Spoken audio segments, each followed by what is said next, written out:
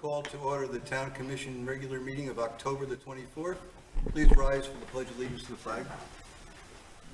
I pledge allegiance to the flag of the United States of America and to the republic for which it stands, one nation, under God, indivisible, with liberty and justice for all. Please call the roll. Mayor Tompeck, Here. Vice Mayor Kurzman, Yes. Commissioner Campo, Here. Commissioner Fender, Here. Commissioner Mayfield. Here. Okay, we don't have any proclamations or presentations today. I don't have any public comment cards. No, sir. So we're headed to additions, deletions, or changes to the agenda. A couple of quick ones. Hopefully you've seen that the town attorney added ordinance number 456, qualifying period. We're going to move that to item 8D. And at the request of the town manager, we'd like to move up the PBA agreement a little earlier in the agenda. He doesn't feel like we should be paying two lawyers at the same time, so it's probably a good idea. We'll move that up. If you have no objections, we'll move that up right after the consent agenda. I'll make a motion to approve the adjusted agenda as you've articulated. I've just got a comment. I'm sorry. Commissioner Campo. I'll go ahead and, well, I'm going to hold off on my second. I'd like to add an item of new business, and that's the discussion of the town manager's contract. I'd like to discuss that. I'd like to add that as 11F.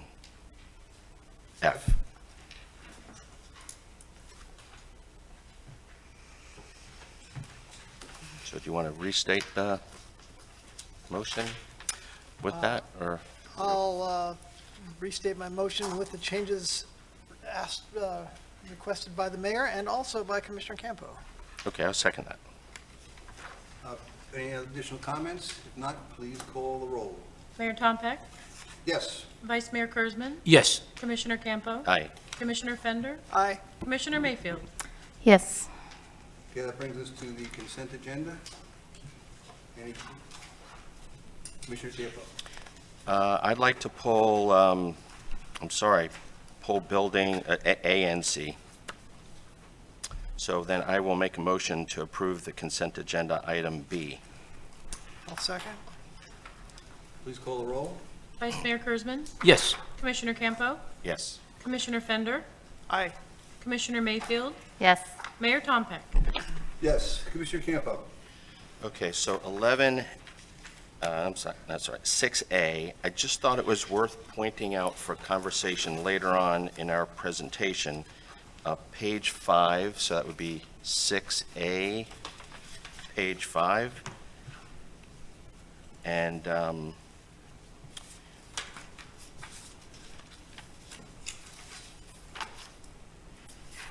the building permits issued, I just think it's something that we should continue to pay attention to. No building permits for new homes in September, August, July, 1 in June, none in May, none in April, none in March. I just think it's kind of a canary in the coal mine for maybe our conversations later on with the lot that we're going to sell, hopefully. Just thought that was worth pointing out. And then I'll move on to 6C. And I'd like us to drill down a little bit on the cost for the special magistrate, $400 an hour. Glenn does a great job of keeping his costs down, and Susan, when she helps us. And $400 an hour just seems like a lot of money. And I was told that the number was quite less, and it has ballooned, and think for something like that, should we go out for bid?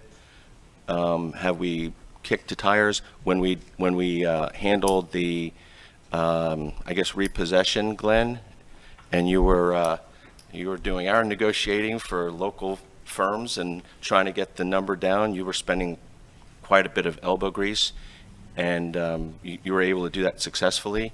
And I think that was in the same vicinity of your hourly wage. So to go up to $400 an hour, just seems like it was worth pulling from the consent agenda to ask if that process has been, bid out. So that would be my question. Mr. Mayor, if I may, I'm going to, Jack, address it because I think there's more than just 1 hour involved in the calculation. So can you enlighten us? Good afternoon, Jack Reisinger, Town Building Official, Town of Sewalls Point. This is actually fees that we set that we are going to present to the defendants in our cases because the cost isn't actually $400 an hour. What that is the cost of the attorney plus their time because they also assign the recorded documents at a later time. So it's not the actual time here spent, it's also their time back at the office once we get a turnaround on the documents. So it's $400 per hearing then? Correct. This is on an average basis per hearing, so it's not the cost per hour per attorney. It's our cost that we incur that we're going to pass on to the violators. We don't feel that it's fair that the town should have to pay for that portion. So when they do calculate that, what is their hourly rate? I believe it was, the old one that we had was, I have 125 on the old. yeah, I had the 125, but it was Tyson's rate, plus we have to also, it's not the actual time spent at the hearing, because later on, we then contact Tyson later on to sign the documents, and then he reads everything. Okay. So he does spend other time at it, so it's not just the time at the hearing itself. Okay. So it would be fair to say that the average fee for a hearing is $400 per hearing, it's not $400 an hour? Actually, the cost per hearing per case is around $830. And these are costs that we're going to pass on to the violator again. And that's all this is about, is passing on that cost to the violator. Right, but in some cases, we might not come back as the winner. I mean, Correct. Which means that we would have to pay, which is the town coffers, so. Correct. So what's a way to straighten that out to say that it's not really $400 an hour when it says $400 an hour in the memo? Yeah, I think it was a little misleading too, because I thought his rate was somewhere between $200 and $300. I forget what it was, but I thought it was somewhere in that range per hour. A member of the public sent an email saying that there's a contract dated 1/26/21 for $225 an hour. That, again, that's what I thought, it was somewhere in that 200-something range. That's my memory. And just so I was aware, if the town wins a code enforcement case, it has the right to ask the magistrate or the code board, whoever's hearing the case, because even if there's a code board, Mr. Waters is still there as the advisor to the board, so that fee is still being incurred, to have the magistrate or the board impose those administrative costs. So they could always decide that those administrative costs may not be reasonable. 95 times out of 100, the board or the magistrate is going to approve those administrative costs if the person's in violation. If you're not in violation, then no fine, no cost. If you're in violation, there's usually a period of time given to correct the violation, and if it's not corrected, then there's a daily fine. Could be anywhere from $25 a day to a couple $100 per day, plus administrative costs. Think about like court costs. When you go to court and the judge is going to impose court costs, but he's got to impose it. It's not automatic. So here it has to be imposed. The opposite, luckily for the town, is not true. If the town brings a case and the person is found not to have violated the code, their person is not awarded administrative costs or any other kind of costs. They're just found not guilty. Again, think about a traffic ticket. You get a ticket, you go to court, you fight the ticket. You're not going to get any money back. You're just not going to pay the fine. So would it be correct to say that by approving the consent agenda, we're not approving an increase to $400 per hour? That's correct. You're not approving an increase in the rate. All right, then I'll move that we approve consent agenda items A and C. Thank you for that. You're welcome. Second? I'll second. Please call the roll. Commissioner Campo? Aye. Commissioner Fender? Aye. Commissioner Mayfield? Yes. Mayor Tompeck? Yes. Vice Mayor Kurzman? Yes. Okay, so that will bring us to one of our revised items, which is the PBA union contract. Mr. Daniels. Yes. Just flip my book. Formerly 11E? E. Yes, formerly 11E.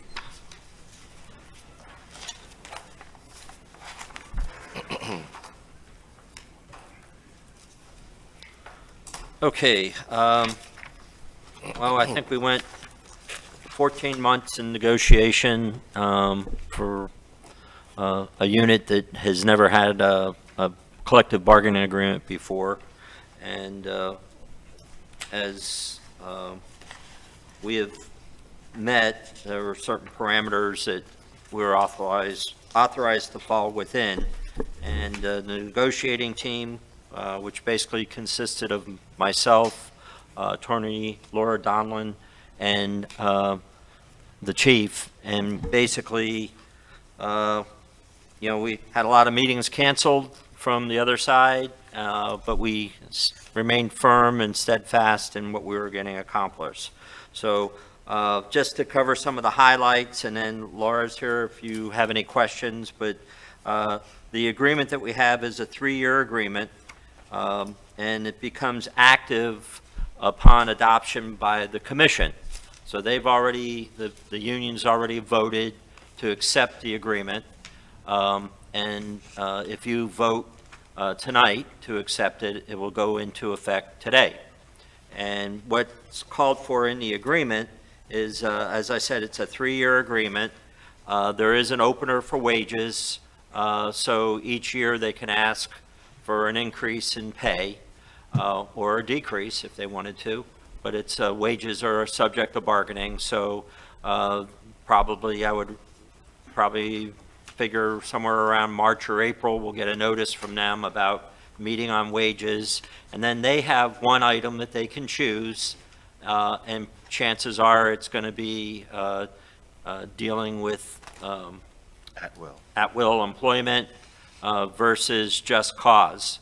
And we remained with at-will employment, and they've accepted it this year, but I would imagine that's going to be their one item that they can bring up on the openers besides wages. We also have one item that we can bring up. So depending on how the agreement works out, first agreements, sometimes you got to look and see, maybe there's something that they're interpreting it a different way than we're interpreting it, and that's a way that we can resolve it when we sit back down at the table. And then the same thing will happen with the 3rd year of the agreement. Before we get to the 3rd year, the same type of thing. They'll have an opener for wages, and they can pick one item, and we'll pick one item. And that'll be the discussion. So hopefully it won't be a 14-month process with the reopeners. We're hoping to get that done, in a relatively quick manner as we go through it. And then as we get towards the end of the 3rd year of the agreement, there's also, we would start bargaining for a successor agreement. And that's generally the way the system works. So the raise is that of which we've given the town employees, and that's 5% this year. Of course, theirs will be effective today if you adopt this. And they also have a step raise that they attain. It's depending on their evaluation. They get to the next step if they are above satisfactory on their evaluation. And then we have the right to start experienced police officers at a higher rate, whereas we didn't have that before, but I think that's going to help us with our recruitment side and also our retention side. So we're valuing that experience and somebody bringing the experience here to the town. And then we increase the gas allowance. The majority of police agencies in South Florida have what's called a take-home car program. I'm sure you've seen Jupiter's cars in Stewart, and Stewart's cars in Jupiter, and but basically we don't have that. But what we do offer to kind of compete is to give a gas allowance. And generally it was $150. We haven't increased that, but that was one of those items that we wanted to increase. Number one, to be fair. And again, we want to be able to retain employees and recruit new employees when we need to.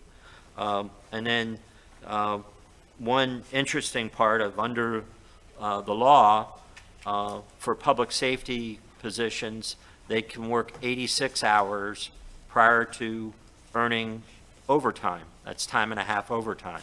So our officers currently have an 80-hour schedule, and so what that means is the next 6 hours that they tend to work within that pay period, say they had court or something else, is going to be at straight time.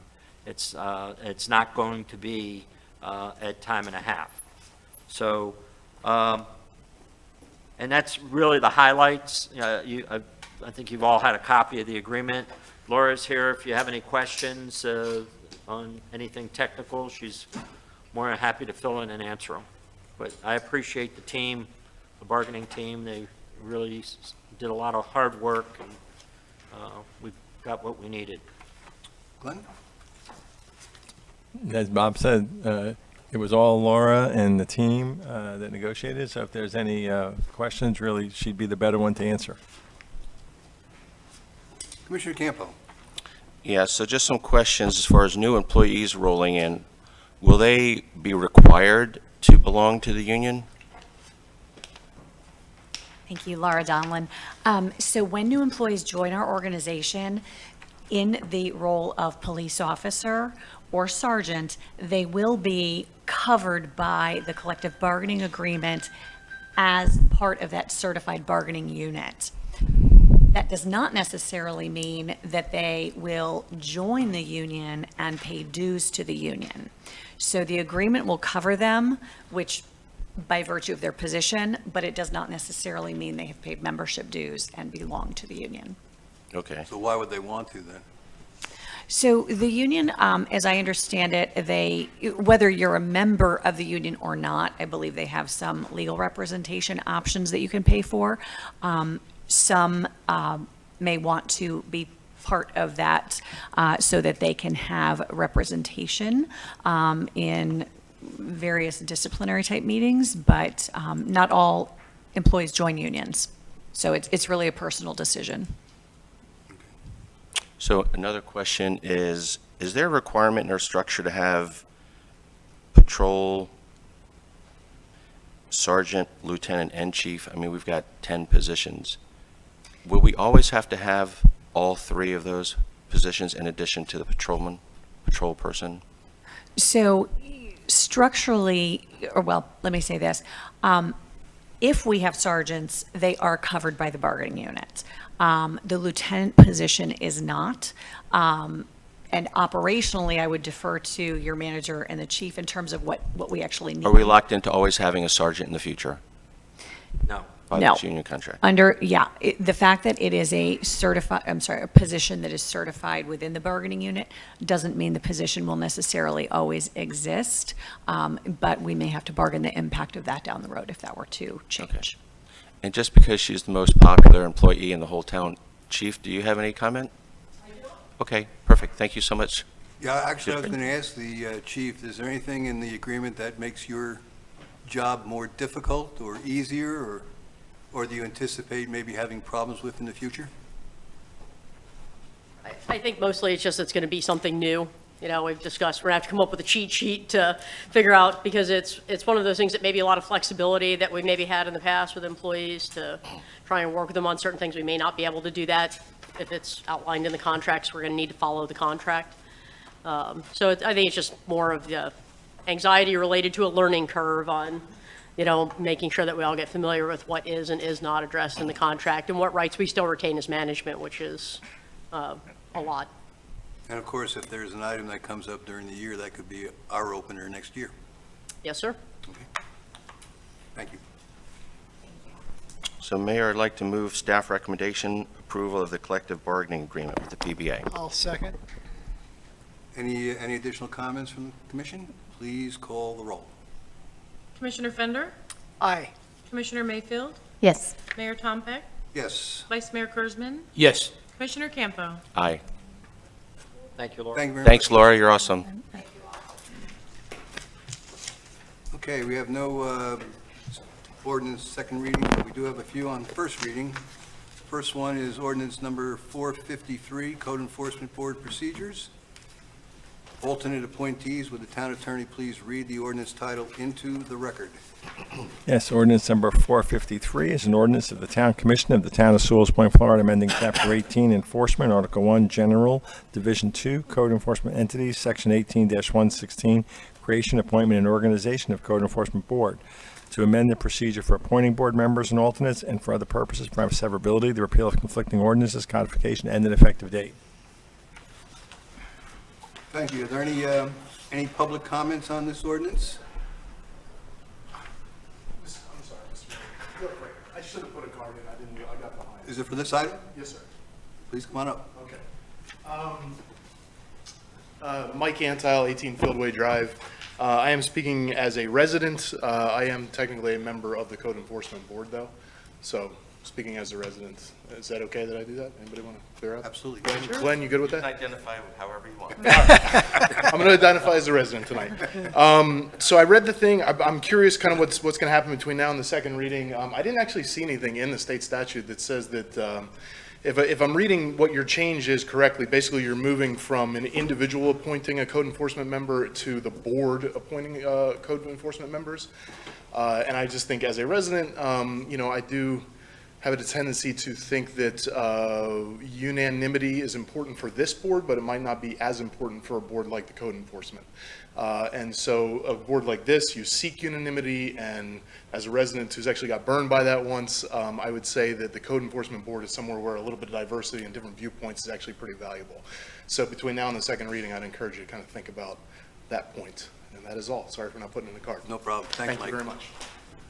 Mayor, if I may, actually, the main purpose of the ordinance was to come into compliance with Florida State Statute 162, and in that is the makeup of the board, and how the board is chosen is left up to the commission, but the fact that we were doing 5 alternate positions violated the provisions in the state law. We're only allowed to have 2 alternates.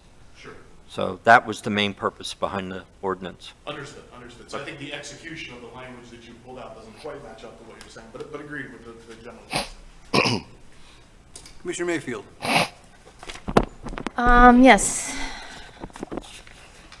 So I read our version and then I read the state statutes, and before I say other things, I wanted to ask the attorney and the town manager, how much, I know the whole reason behind this was, as the town manager just stated, and I'm good with that, but then you added some more things that the state statute had, like the membership shall be whenever possible, and it lays out the jobs, and then it also lays out the terms. How much do you have to include in your ordinance that's in the state? I mean, because we didn't have any of that before, and clearly this is why we're addressing it, because we were going kind of against it in one part. But do we have to add things? Was that?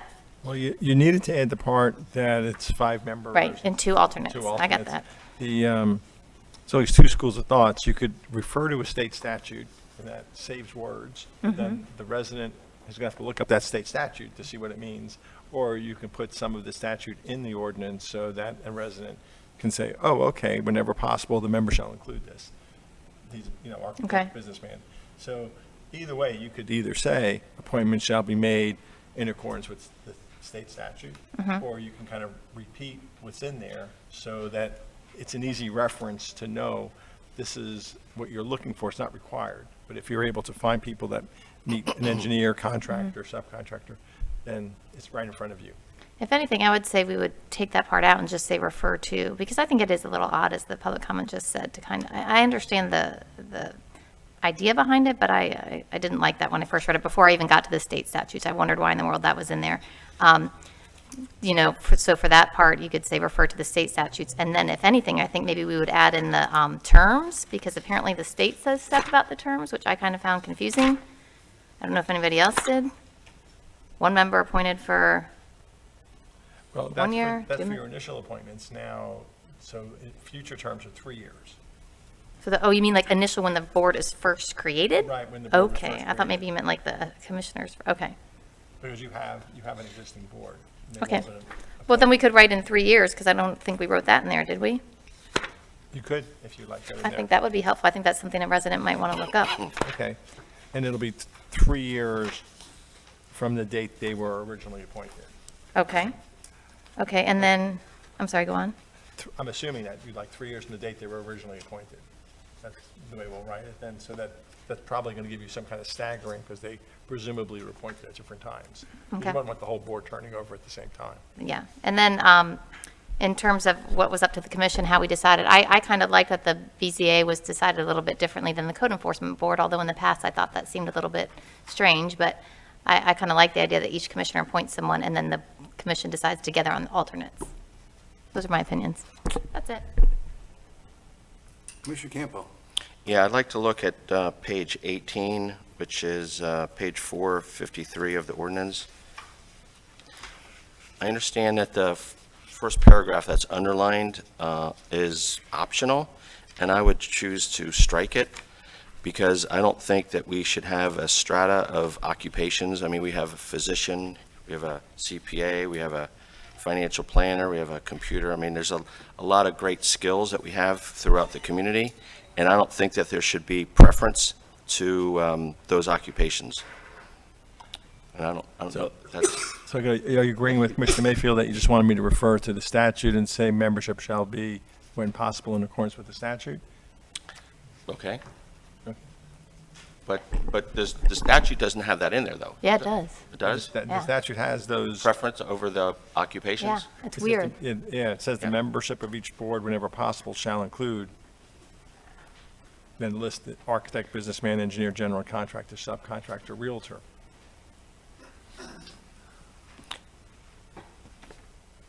Thanks. I just don't want there to be two classes of, members. That's why I like Yeah. to just refer to the state, otherwise we would be putting it, this version has us putting it down. If we just said refer to the state statutes, then they'd have to look to see I think that. it's only whenever possible. So it doesn't mean that you have to do it. And I don't want to editorialize, because I'll do that later, talking about Form 6, how the state continues to tell people how they're going to do everything. So this is actually a good example where they're saying, this is who we think you should be on your code enforcement board. Instead of people with the kind of backgrounds you mentioned, a financial planner, a physician. But again, this is only a when possible, it's not a directive, it's more aspirational. Right. And I think since the commission will be approving them, we can approve anybody we want to. Yeah, well, that's this commission, but, this is a generational thing. But I understand that's hopefully part of the fabric that, we only have 2,000 people. We probably only have 1,200 people that are able to serve. We have a lot of retirees, so. But I agree with that as a methodology of solving the problem. Thank you. Commissioner Fender?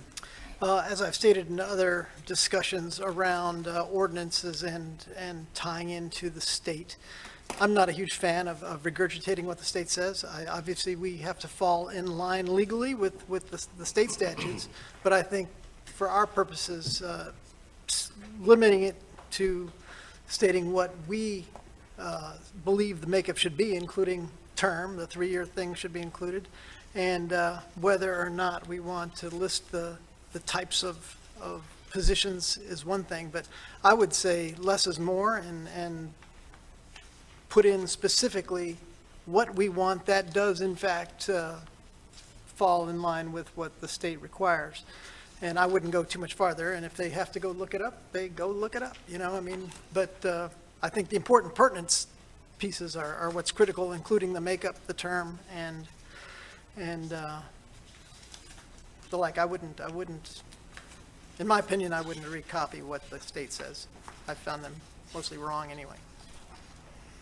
I had one quick question also on page 18. It seems like since the members of the Code Enforcement Board are going to be approved by the Town Commission, that, appointments to fill any vacancy in the Code Enforcement Board doesn't necessarily need to be tied to any unexpired term of office.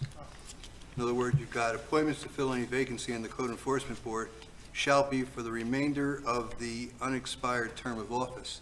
Since the commission is doing it, it's not tied to any specific commissioner or the mayor. I don't know if you really need that sentence. Doesn't make a whole lot of sense to me. The reason it's in there is back to, again, the state statute saying after the initial appointments, they shall be for a term of 3 years. And so the legislature's best I can tell their intent, was that So- if this commission appoints me, I have a 3-year term. If the next commission wants to replace me, they've got to wait till my 3-year term ends. They can't take somebody else before their term expires. I've done some research on that for another client, and that's the way that these terms are supposed to be, that people get appointed to a term, and they actually have some kind of a property interest in fulfilling that term and can't just be removed. All right, so if somebody decides after 2 years or 3 years they want to quit, and we put somebody on the board, it's only for 1 year? It's for the remainder of that term, We because that can't, term is we can't give him 3 years from when we put him on? not until that term ended, and then you could, Yeah. yeah, unfortunately, again, I think the analogy of a commission, if a commissioner's term becomes vacant, somebody's appointed for the remainder of the term. Okay. Any other comments, or? Sorry to be the messenger on these. Commissioner Mayfield?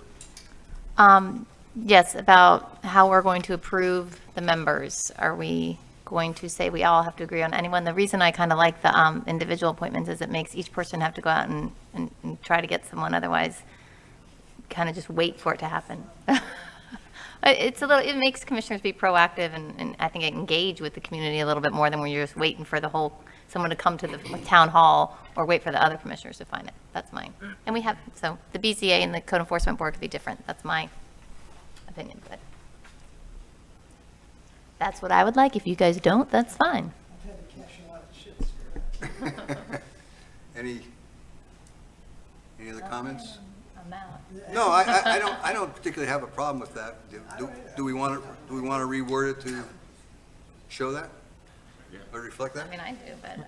Right, so there's 2 ways out of that as well. The 2 ways you could do that. It could be just a general understanding, and we're going to continue to do it that way, or you could actually put it in here that each commissioner shall nominate someone, but then the board may approve, not shall approve, because they may reject Right. somebody's appointment. So that's where the problem was with the last one. It sounded like individual commissioners were appointing. So as long as the board's appointing, if you want something that says you will each nominate a particular seat, then, and I guess we should go back then and look at the 5 who are currently serving, see who they were nominated, and have their terms kind of coincide with your seats, if that makes sense. Well, for I thought- the reasons mentioned before of overlap, yes, that makes sense.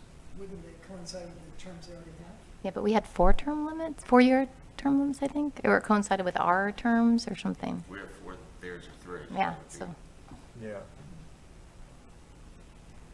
I like the idea of writing out that there's a nomination and then everything be subject to, as always, board approval. But I like the idea of writing it out as opposed to just the understanding, because the commission will change and, Right, okay. All right, so okay. Glenn, do you have any idea how you're going to modify this now that we've talked Oh, about it? yes, yeah, I think, I'm hearing you're approving this, if you do have a motion to approve it, you're approving it with the addition of 3-year terms, the removal of the language on the top of page 18, and substituting the Florida statute reference as to the membership being an architect, businessman, that language. And you're also going to state that each commissioner shall nominate 1 member, but the full board has to consider and may approve or not approve that member. And there's an approval of first reading and knowing they're coming back with a Yes. draft.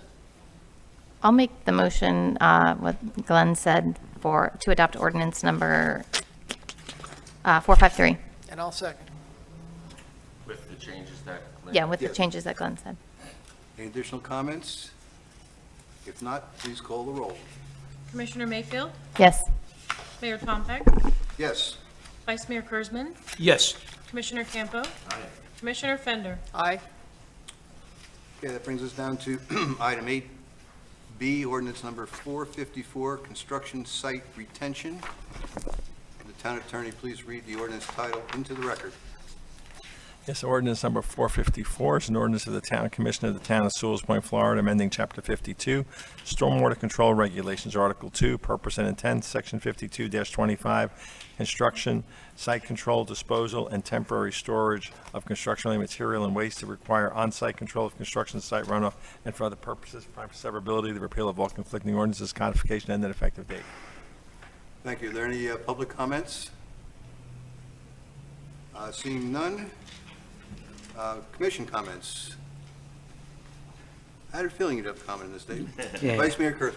Yeah, the first thing is we have videos. I don't know if we could play them or not, so we have a better understanding. Once again, we have fresh stuff. And the other thing that I wanted to get into, it has to do, right now, I'm part of the mess in Margarita now. I actually got drawn into it for the first time. What happened was there's an empty lot behind the lot that I bought. And what's happening, the water is now, because before that lot, even when there was a house there, the water used to have a natural path. We have 2 sewers, drains that were part of the project. The water can no longer make it to those 2 drains. The fill dirt was supposed to go over the foundation, where the foundation was in the pool. What happened, it got spread all over the lot, where now the lot is raised probably in certain spots over a foot to a few inches, depending where it's at. I just personally paid over $5,000 to change my lot. So we're no longer going to get flooded. I had,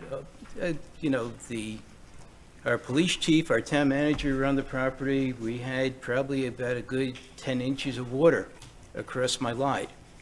And it wasn't going anywhere. It had to get pumped out. My neighbor across the street, they had to move their baby out because of the mold creeping up on the wall in the basement that they have in the space that was closed since then. The gentleman who lives right next to the lot, he was up to above his knee high, up to his waist at times, of water in that, all this because there was no place for the water to go. Now it sits. And fill dirt is something that should not be permitted on a vacant lot. I understand you want to fill, and there's nothing in this ordinance that prevents fill dirt, and that's got to change. And, right now, I'm paying over $5,000. I know my neighbor Dorian, he's going to put up probably about the same. The lady that's across and back of Dorian, who happens to be in the room right now, she'll probably be paying out over $5,000. My other neighbor, he's going to be probably paying out over $5,000, who lives next to Cindy, and it's going all around because there's no place for the water to go anymore. And it can no longer reach the drain. We eliminated the access by putting fill dirt in there to get to the 2 drains that were put in for the project that were properly draining. So, now we're all building berms. And it was fine. It didn't have to change. And, we got to put something in here that pertains to fill dirt on empty lots.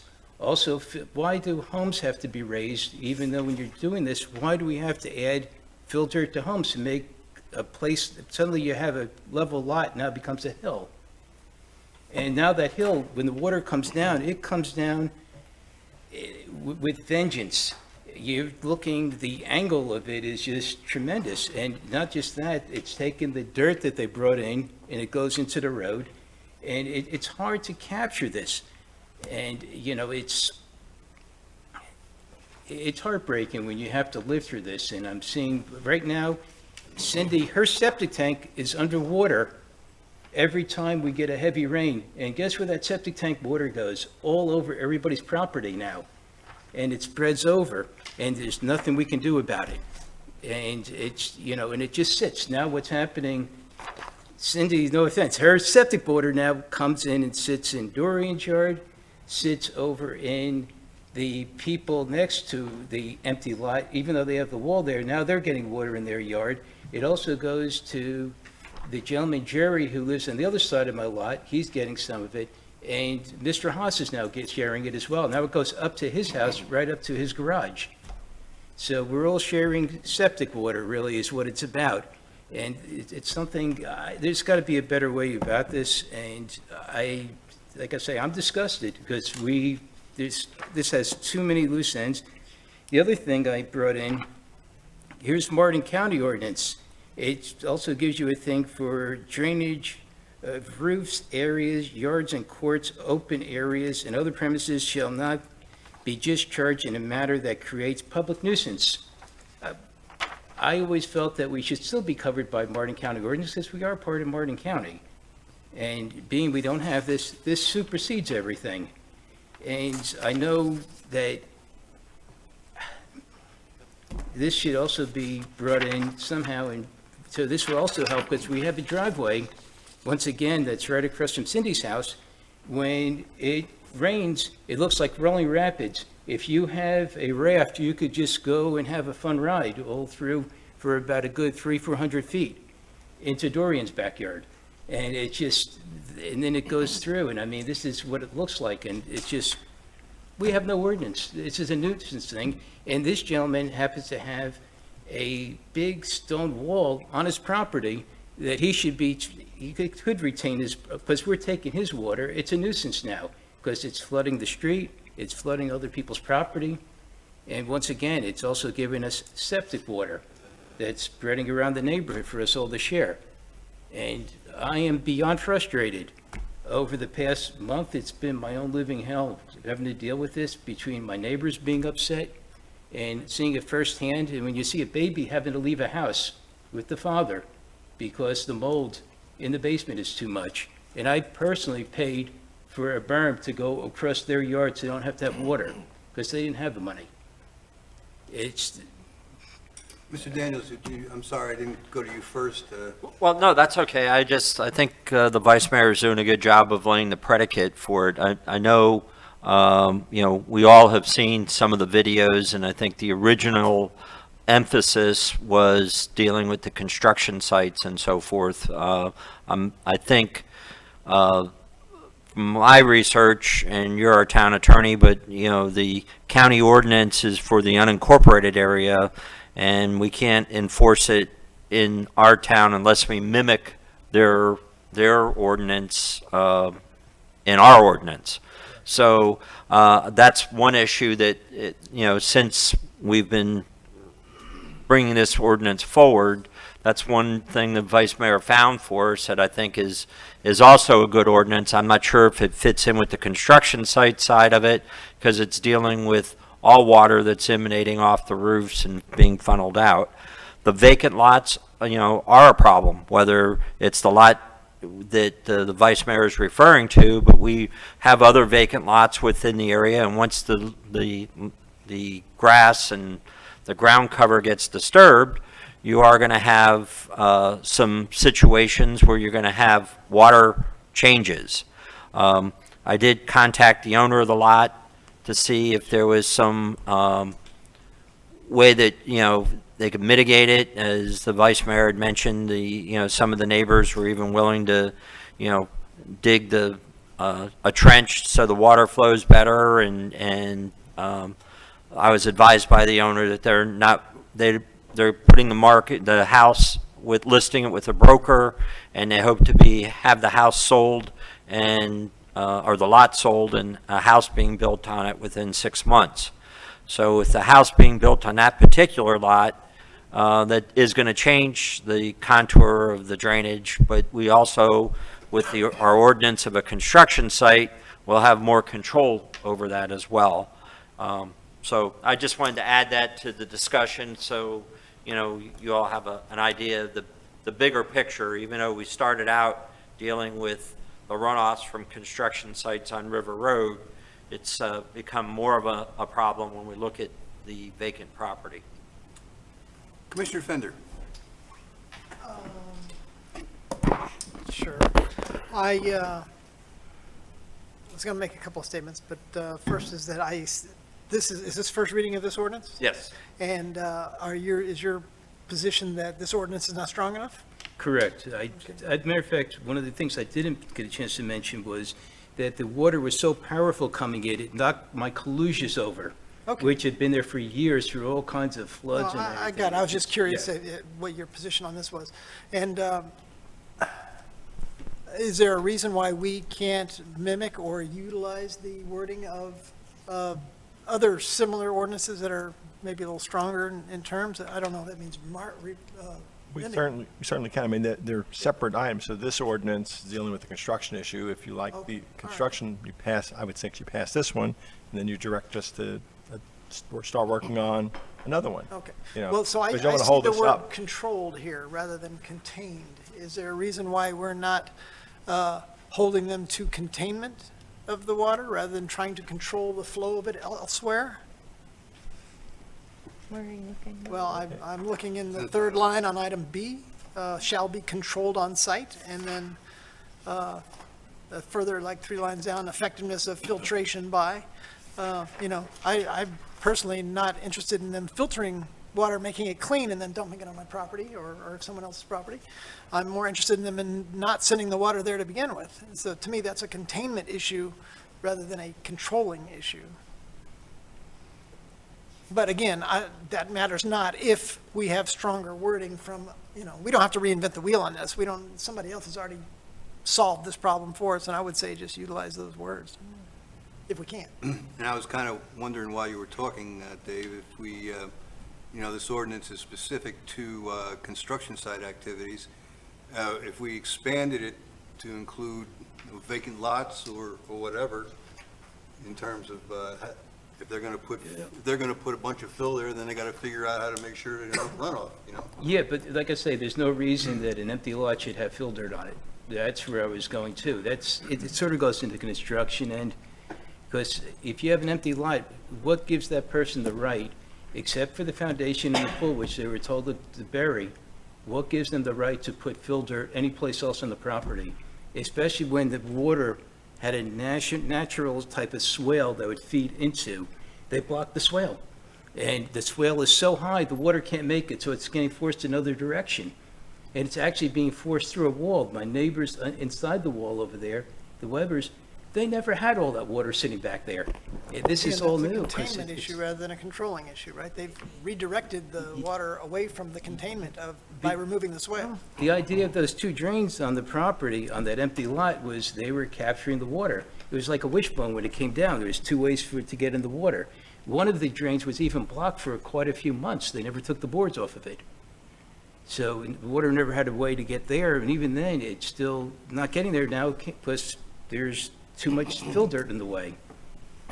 Commissioner Mayfield, didn't mean to pass over you. Oh, that's fine. It was from a while. I just didn't, it was an initial, when Vice Mayor was speaking at the beginning, I didn't quite understand what had happened. You were saying fill dirt, and I didn't understand what you were saying. So I was trying to clarify that. Yeah. But that already passed. So I remember them clearing that lot, and then you're saying, but I haven't been by they put some, just to try to make it even or look good, maybe? Because For whatever reason, I mean, I know at the time there was a house there, right. and they bought the house for $300,000 worth of property and all.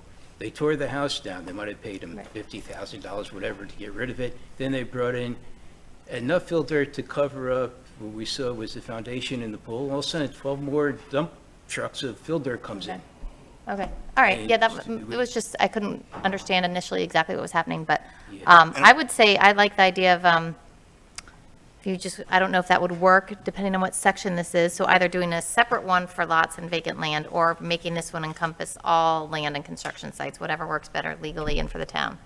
I agree. I would say that. I was wondering, Jack, if you could fill us in on this one in particular, okay? If they must have had a permit to knock down the house, and they subsequently brought Phil onto the site. Did they have a permit? Was that part of their permit to bring Phil? Because if they did, then there should have been something to, or at least this ordinance that we have now would certainly cover them if they knocked down a house, brought Phil in, that they'd have to have a plan to make sure that they didn't have runoff. Yeah, whenever you demolish a house, you're supposed to bring it back to its natural state, natural grade. In this case, there was a pool on site, so they had to remove the pool, which left a void, so they brought in fill dirt to fill in the pool. When they removed the foundation of there were 2 separate buildings, one was a house, one was a garage, separated. Once they removed those foundations, that also left a void in the ground. They brought in fill dirt to fill that in. I was then questioned about the amount of fill dirt that went in place. Was what I was told was more than what was there before.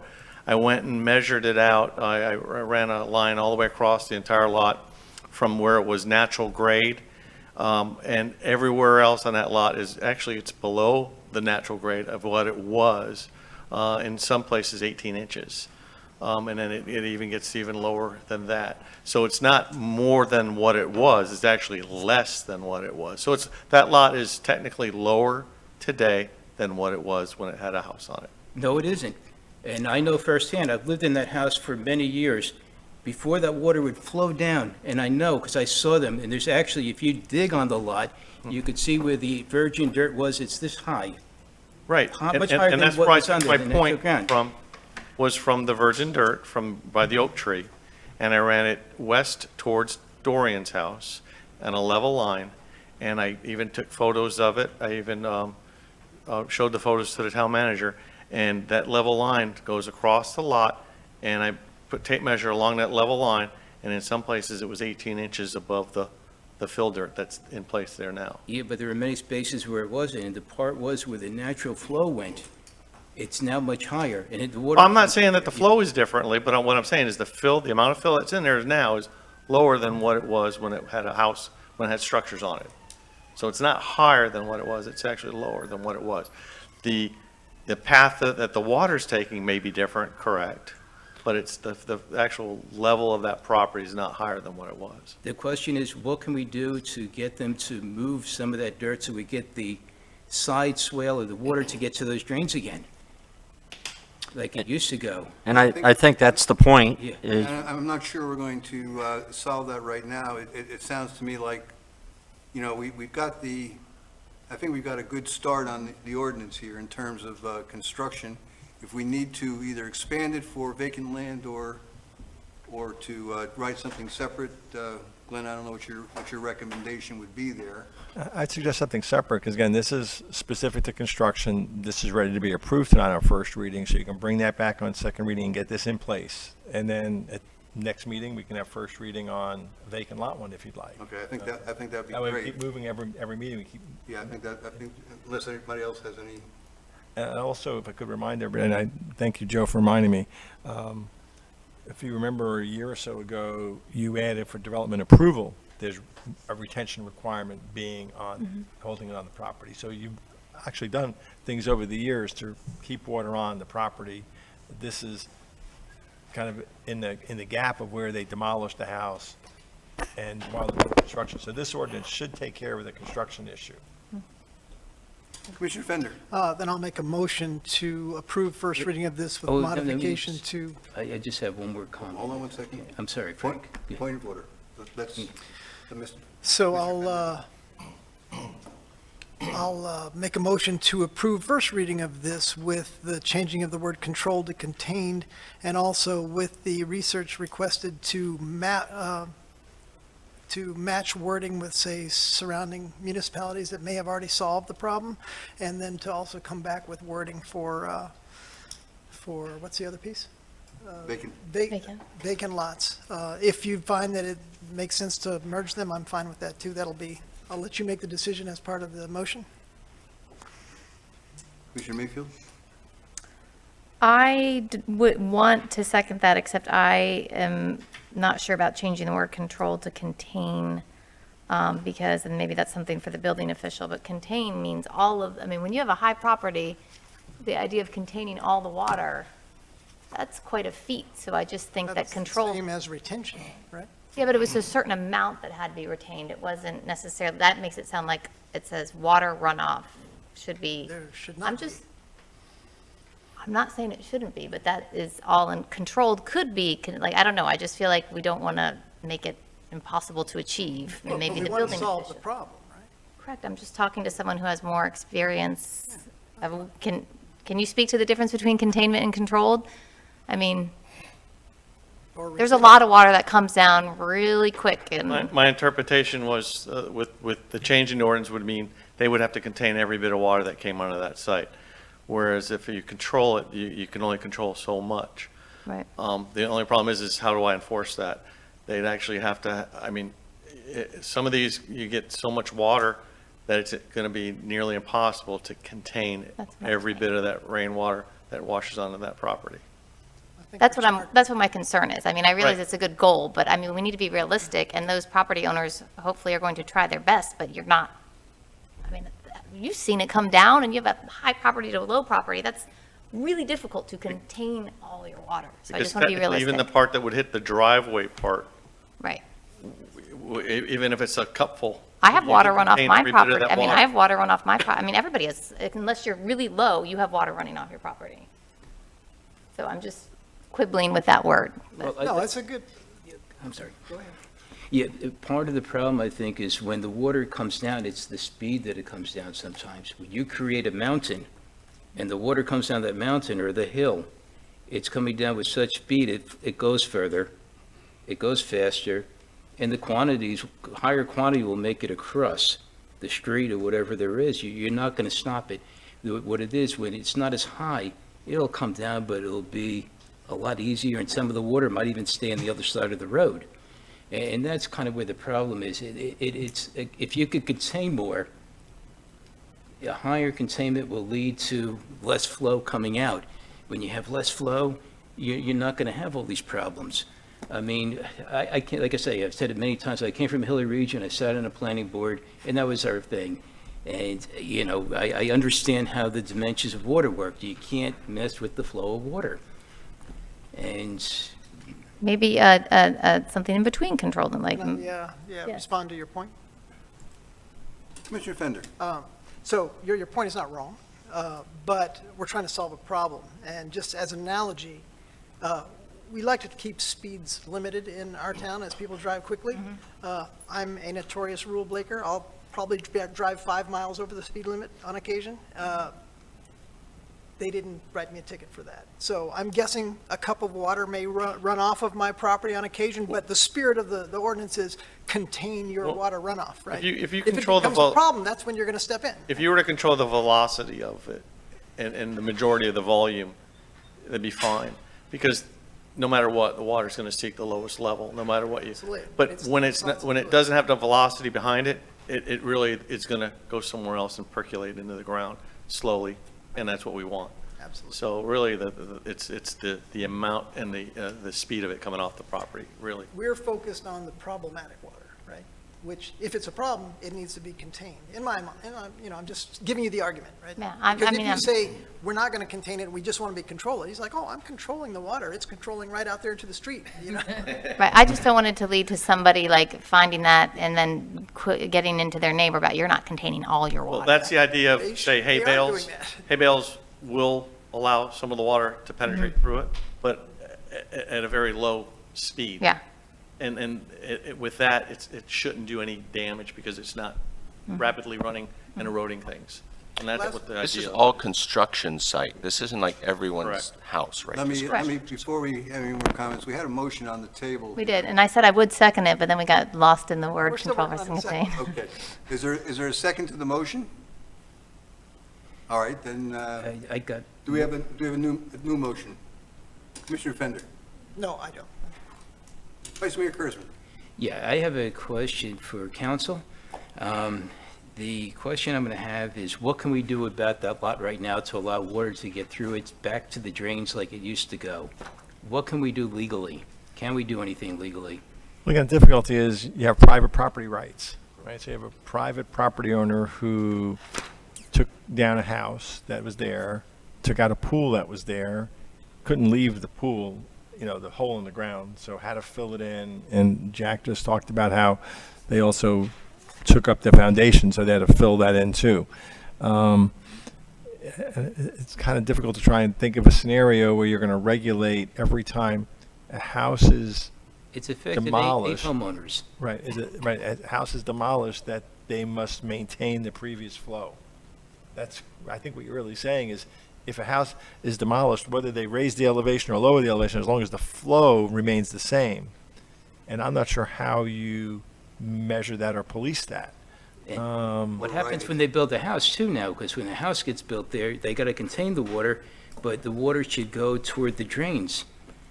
And I would think that when Jack approves the plans, he's going to approve plans that do that. I can't imagine him approving plans that has the water go the other direction from the drains, when we just spent all this money on the drains. Yeah, So- we've talked that one through several times in terms of new construction, what they need to do in terms of drainage and retention and that kind of thing.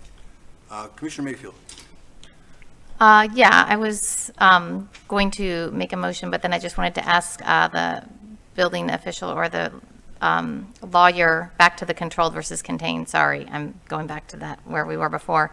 The second sentence on page 3, page 20, also page 26, what Commissioner Fender was looking at, that area, the line after it says, "All drainage leaving development sites shall be filtered by sediment barriers installed and maintained by the permit holder." Well, that's contradictory to everything being contained. Correct. So maybe that area needs to be tweaked. Maybe you could say erosion needs to be contained, water runoff virtually contained, something for wordsmiths like you, or something to not, I think we could try to figure out, I think your point about containing, if you think about it, if you're going to do construction, before you do any construction, you're going to have to build a wall all the way around the site. What else is going to hold the water in, right? I mean, contain all the water on a site, you're basically creating a swimming pool for the whole site, because water, as Jack said, water's going to flow downhill, and I don't know that anybody's lot, other than its press lot, holds all the water that Agreed. falls on it, whether it's new construction, whether it's a built house,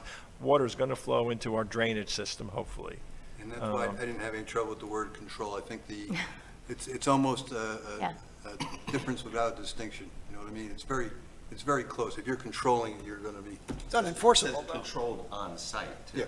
There you go. Okay. Hold on, site. so then I'd make a motion to approve ordinance number 454. I'll second. Okay, I'm sorry, Mr. Daniels, I No, that's didn't mean to leave fine. you out. No, go right ahead. Any additional comments? The only comment is if Vice Mayor Kurzman thinks that the county's got some language that he wants to add, I think you should research that and come back to us with the specific language.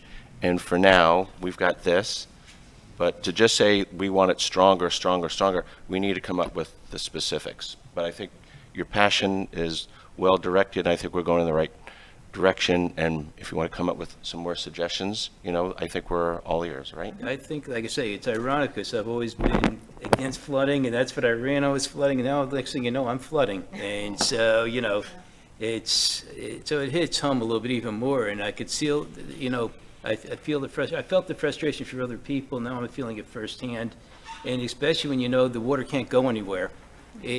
You're just, it's mosquitoes breeding. I was thinking of all these terrible things, and, I don't wish this on anybody. And Okay, could you please call the roll? Mayor Tompeck, Yes? Vice Mayor Kurzman, yes, Commissioner Campo, Aye. Commissioner Fender, Aye. Commissioner Mayfield. Yes. Now, your motion didn't include either another ordinance for vacant land. Do we want No, I didn't do to that. talk about that at all, or just include it, or? If you could, I was going to say that from what I'm understanding, I'm getting direction to bring back 2 ordinances, one dealing with vacant land, and one, the county ordinance, which says drainage of roofs and paved areas, yards and courts, and other open areas on the premises shall not be discharged in a manner that creates a public nuisance. One dealing with the public nuisance, which is something that a magistrate or a code board will ultimately determine, but if you want both of those, we'll work on both of those. Yeah, but the vacant land is only regarding fill. It's not vacant land having to control all water. Well, it could be, because what happens if you're up on the riverside and you're going like this, let's say you're on the high end, on the west, and the water's going east, and they're going to clear their vacant land. Let's say they have a house that's going to be a tear down, and nothing's done for a while, and they decide they want to put fill dirt, and what happens, Well, that's what we're talking about. That's the other ordinance that. I mean, did we Let bring, me look at. yes, that's, Yeah, as far as the vacant land, I mean, you've got people that have had vacant land for years, and now you're going to all of a sudden say you have to start containing your own water on it? If they haven't, if it's, it becomes a public nuisance, yeah. If it becomes a public nuisance. Meaning that, let's say you live across the street from that vacant land, and all of a sudden you find But those that 2 ordinances are separate that he just said, the vacant land versus the public nuisance. Yeah. Vacant land's going to need some work, I think, but, okay. all right, so we're not going to bring back vacant land right away, but we're going to all brainstorm on that. Right. And I'm hearing the Why different. don't we get together on it and The other one, should be easy because we're just going to take the Martin County language and put it in our ordinance form, so we should have that next meeting. Perfect. Okay. All right, that brings us up to item 8C, ordinance number 455. Sanitary sewers. Okay, ordinance number 455 is an ordinance of the town of Sewalls Point, Florida pertaining to sanitary sewers, amending Chapter 78, Land Development, Article 1 in general by adding a new Section 78-9 sanitary sewer connection, right for severability, codification, and an effective date. Thank you very much. Are there any public comments? Any discussion from the town commission?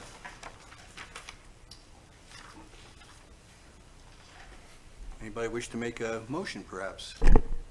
Mr. Bender? I'll just ask some questions then if there's no discussion. I just want to ask for clarification on wording, because I see the word mandatory and required to a lot in this, and so maybe you'll talk me down as to what those are referencing to, given this, the controversial nature of this particular amendment. I'm, by the way, just for the record, I am for doing this. I just want to make sure we do it in the right manner and that we stick to our word of non-mandatory. When I looked at this, I'm sorry, Go ahead. Glenn, it's much better for you to answer the question. Go ahead. Well, again, Bob and I worked on this along with Susan in our office, and we also looked at to avoid that word. And so we took this pretty much from state statute.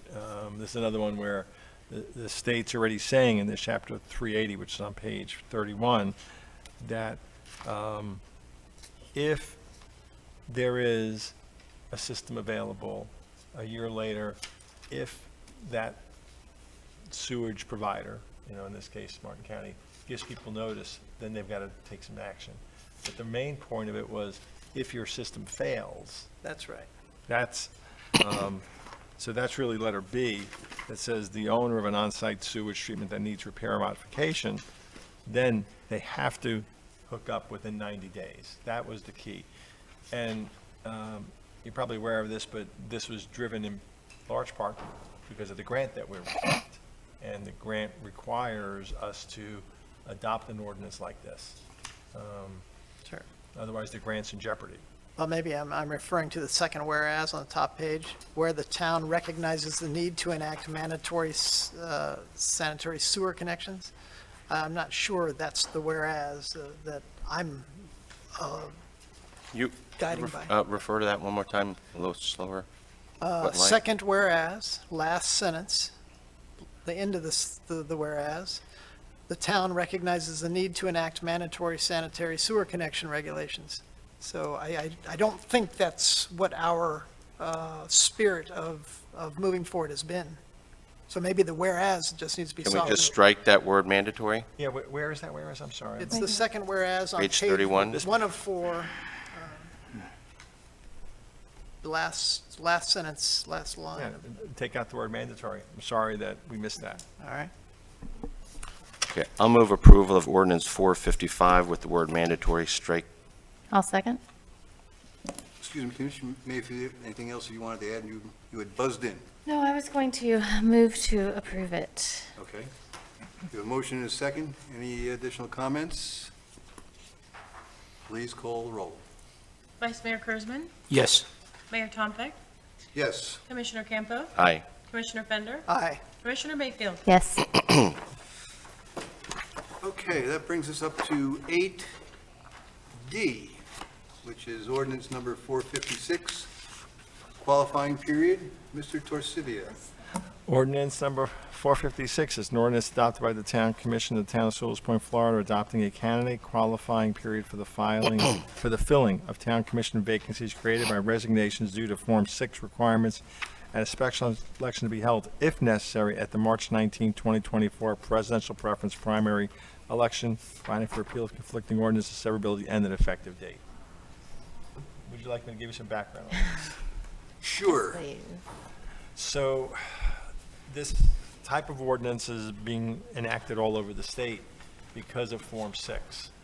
no one knows if various commissioners on various councils around the state are going to resign or not. And the concern in different counties is what will happen if someone resigns? When can there be an election? Because a lot of our code, for example, requires there to be an election within 90 days of a vacancy.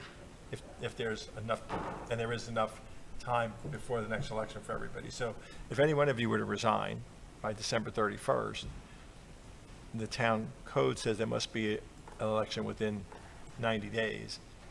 The supervisor and I have talked, and that's virtually impossible for her to pull that off, mostly because there's a need for the town to then adopt an ordinance in January on 2 readings that says we're now going to have a qualifying period. So let's make believe a qualifying period, and that qualifying period under state law should be 30 days. So now, let's say by January 30th, you've adopted this qualifying ordinance, you then wait 30 days, and now you're into March, and then you have a qualifying period, which would be in early March, and then you have somebody that qualifies. Well, now you're in the middle of March, and then you have the name to give to the supervisor election, and the election's March 19th. Well, obviously, she needs about 2 or 3 months to print her ballots and get them out. So realistically, if that scenario occurred, there'd probably be an election in April or May. And we'd be technically in violation of our charter. I don't ever want to admit that I would say this, but oh well. The penalty is you're in violation of the charter, but the charter police aren't going to come and put you in jail. The alternative that Ms. Davis and I were talking about is really a matter of convenience. So, and to try to comply with that 90 days. If someone on the commission were to decide to resign, and here's the big end, and that person would have to announce it by November 6th, then there could be enough time to do a qualifying period and have the names to her to have on the ballot for March 19th, when she's already having the presidential preference primary. So there's no requirement to pass this ordinance, and it's an ordinance which is very strange. There's a contingency. If someone's going to resign, and you're going to resign December 30th, let's say, most people are going to wait till December 29th or 30th to announce that. They're not going to usually announce it in November 6th. So, even though I'm presenting this ordinance, I'm presenting it with the caveat that I'm not sure that it's the greatest idea in the world. But if you want to have that fallback option of someone deciding to resign, they announce it November 6th, and then there's a timeline that, I put in the memo to Bob, and I think you all have it, that you have a first reading now. We would actually need a special meeting in 2 weeks to have a second reading. You'd have to get this letter of resignation by November 6th. Advertising happens, qualifying in the December 11th to 15th. She needs the names by December 18th, and then you have the election. And that's obviously the biggest gap. The supervisor needs the names December 18th. For an election, it's 3 months later. But that's really the issue. So if you don't want to adopt this, I'm not going to cry. But I think it'd be derelict if I didn't at least give you this option. But I also wanted to lay out that other scenario that if someone does resign, and no one may resign, and this is all moot, but if someone does resign, then you're simply going to have a situation where the supervisor will have to call a special election, probably in May, and so you'll have a vacancy on this board for 5 months approximately, and her cost for that special election, she didn't give me an exact number, but $2,000, $3,000. So I don't want to say that's not a lot of money, because it's still $2,000 or $3,000, but it's not a ton of money. Commissioner Campo. Go with Commissioner Mayfield. I think that was from before. Sorry, Commissioner Mayfield? I just had a question that Glenn answered right at the end. I was just basically asking if all of this is just trying to avoid a special election that we would have to pay for, correct? If someone resigned. The special election, it also gets you someone in office probably 2 months earlier. Okay.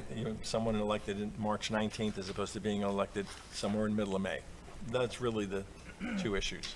See, if I can get all you guys to commit that you're not going to resign, we don't have to worry about this. You know what I mean? Commissioner Campo. I'm announcing tonight that I am going to be retiring from the Sewalls Point Town Commission. and I will stay until December the 20th, December the 30th. And it really has less to do with Form 6 disclosure, but this is just time in my life. I've served 9 years. It's been a pleasure to serve with a great staff. I love everyone that's here. I love the town.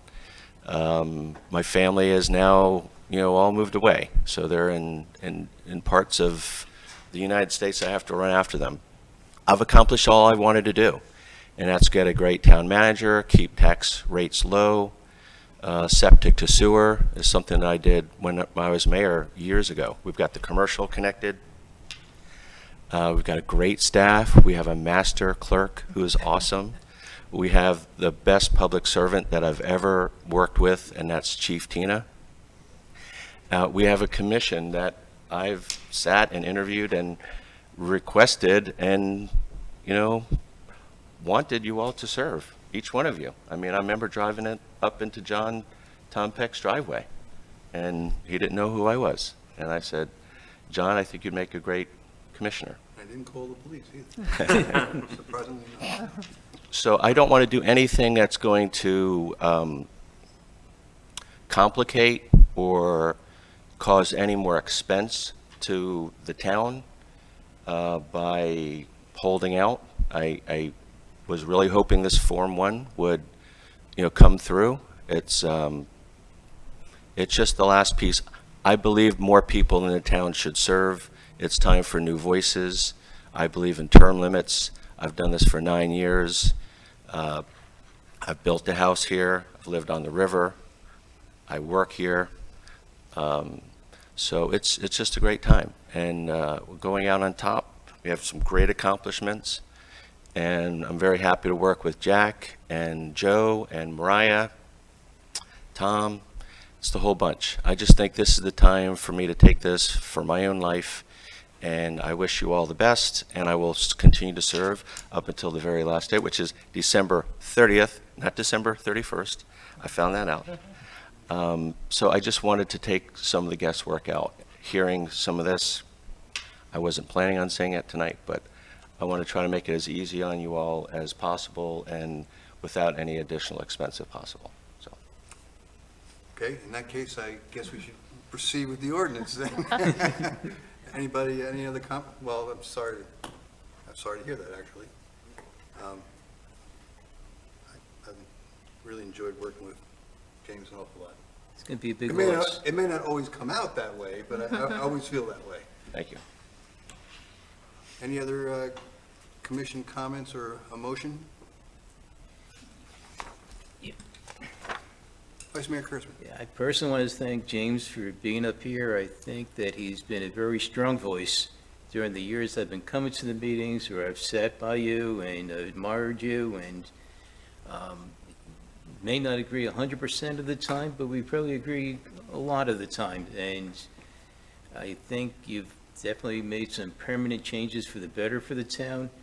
And between grant money you've helped get us, there's a lot of things that you've done for the town that people just don't know about. And your knowledge is going to be severely missed, and the leadership, whether you're a mayor or not, you have great leadership qualities, always have. And you're going to be severely missed, you really are. Sorry to see you go. Thanks. Means a lot.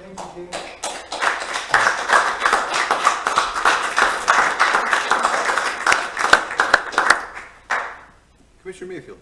Yes, I am surprised to hear that, and I'm sorry to hear that. I feel like we have a good thing going at the moment. There's been a lot of ups and downs, and we got a new town manager, and so I feel like we're in a good spot, but there are a lot of qualified, capable people out there, so hopefully someone will be able to fill your shoes. And I also wanted to make a motion to pass ordinance number 456, since now it seems like we need it. Is there a second? I'll second it. Any additional discussion? If not, please call the roll. Commissioner Campo? Aye. Commissioner Fender? Aye. Commissioner Mayfield? Yes. Vice Mayor Kurzman? Yes. Mayor Tompeck? Yes. Mayor, just a point of order, does that mean then that we're having a special meeting on November the 6th? or do you want to address that separately? I was about to ask that Yeah. question too. Are you all able, it's a Monday. I don't know what. Yeah, I think that does mean we're going to have the meeting. I mean, it'll obviously be brief. You leave your car running probably, but yeah, I guess that means we should have that. And it's a Monday? It's a Monday. It's a Monday. Is everyone available? I think I am. I think I am. Thank you. Commissioner Fender? I'm not out of So town. curious, now that, just according to the timeline, now that you have someone who has actually invoked it and the ordinance is in place, does that mean that the rest of the group gets to wait until December 30th to resign and still make part of the election?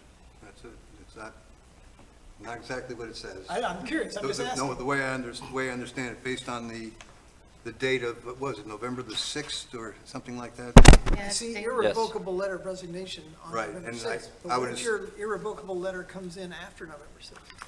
Well, then we won't be able to do it, we won't be able to do the special election on, So that's a good question. I was going to ask you that. If you look at letter C on section 3,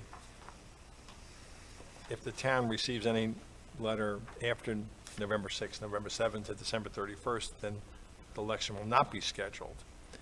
So now I have a question, because now that one person has said that and there's a possibility others may, I thought you may want to change this language to say anyone else wouldn't be scheduled that day. You would at least go forward for Commissioner Campo's seat on that day, and if someone else comes in after November 7th, Then you still have a then you have to have a Still have a special election special in May. election. But and does that mean that Commissioner Campo has to send us an irrevocable letter by the 6th? I'm sure he will. He Okay. said it in public. I don't think there'll be a doubt that he's He going can to send change his mind. the letter in. The analogy is to resign to run law. When people resign to run, they have to submit an irrevocable letter. That's where the language comes from. But if you agree, I'll change that language in letter C so that you definitely will have an election on March 19th. And if, heaven forbid, any other of you decide that after November 7th, then there'll be another election. But again, that's a very personal decision. Okay, that's fine. And we will have the special meeting on the 6th. At 6 o'clock, is that be your time? It's going to be early, isn't it? Anybody want it earlier or later, or since it's going to be 6 is okay? 6 is good. 6, okay.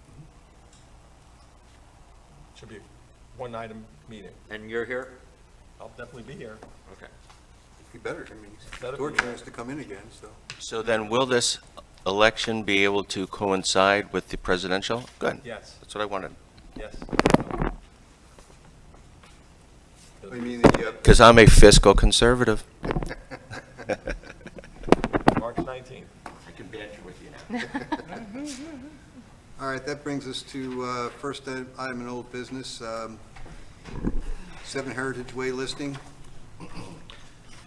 Mr. Daniels. Yes, I was bringing this forward with the understanding that our Realtor that we have brought on board to market the property was going to be here tonight.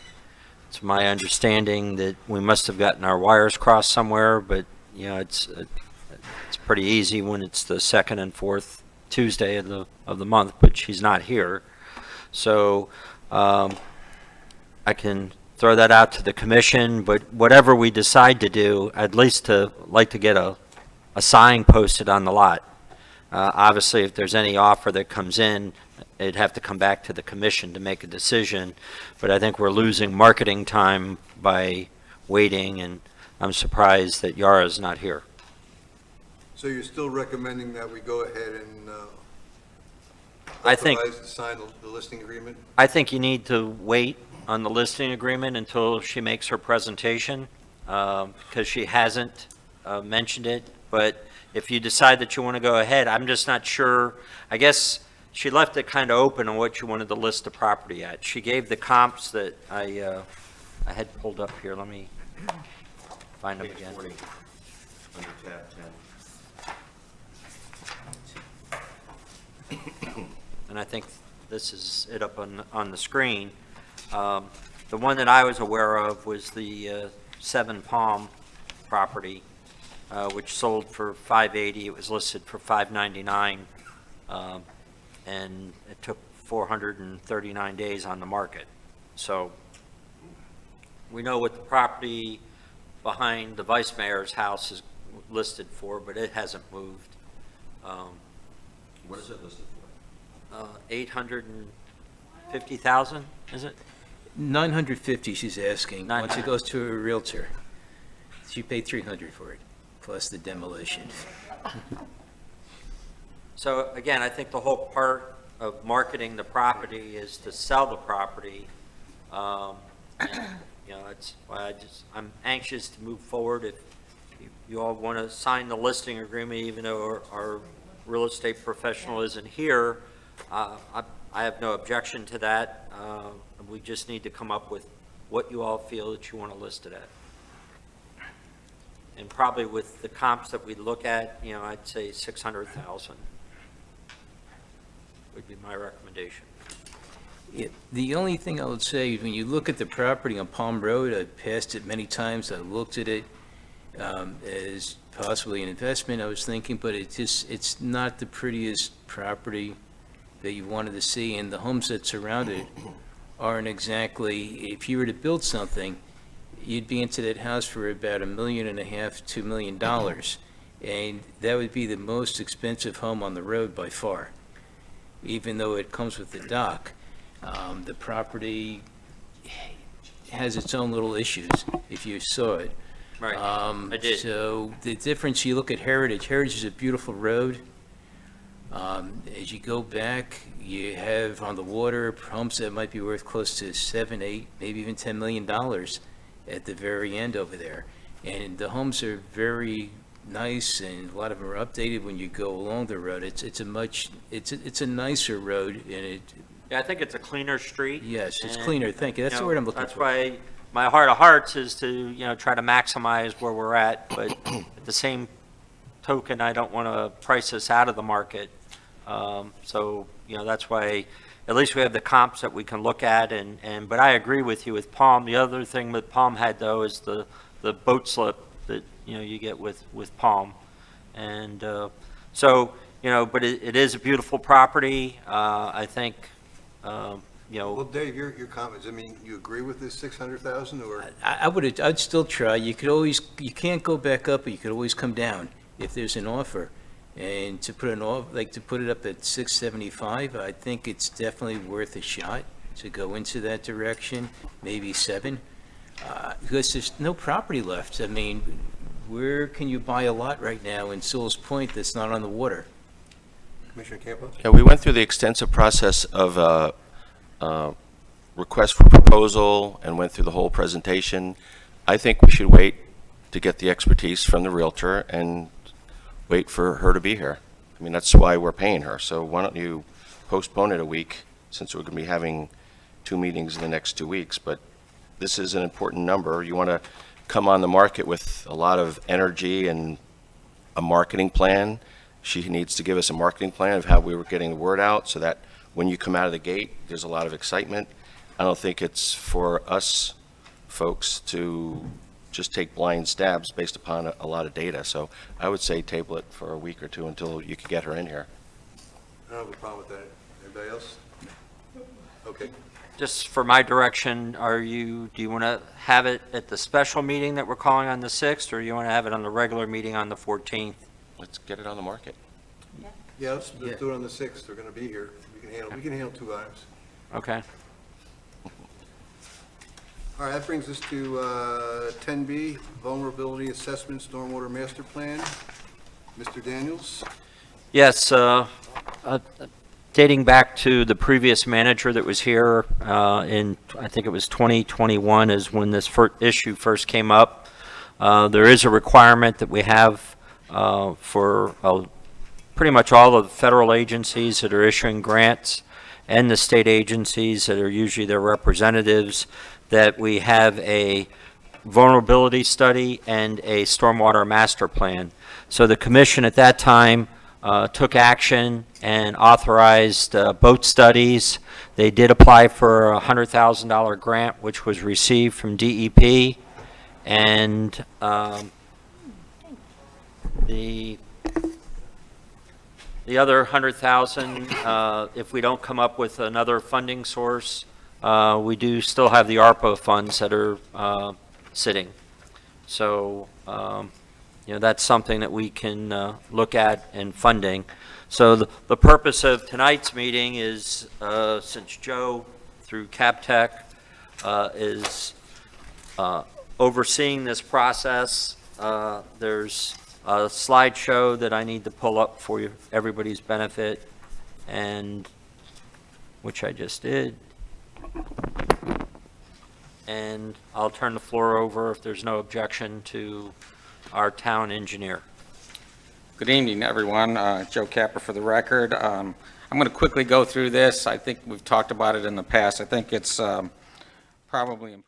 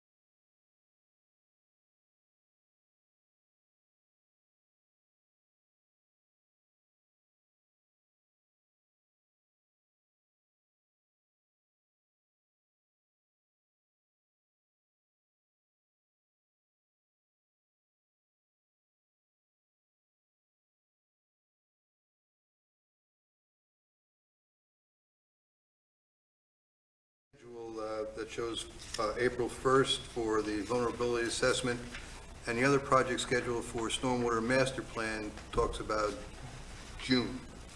So, Well, I figured you're going to want to think a little bit longer about some of the stormwater elements, the we stuff don't, that David we don't brought have, up. we don't have a deadline on that one, is that what you're That's telling me? correct. Okay. That's correct. I think there is one, but it's sometime in the summer.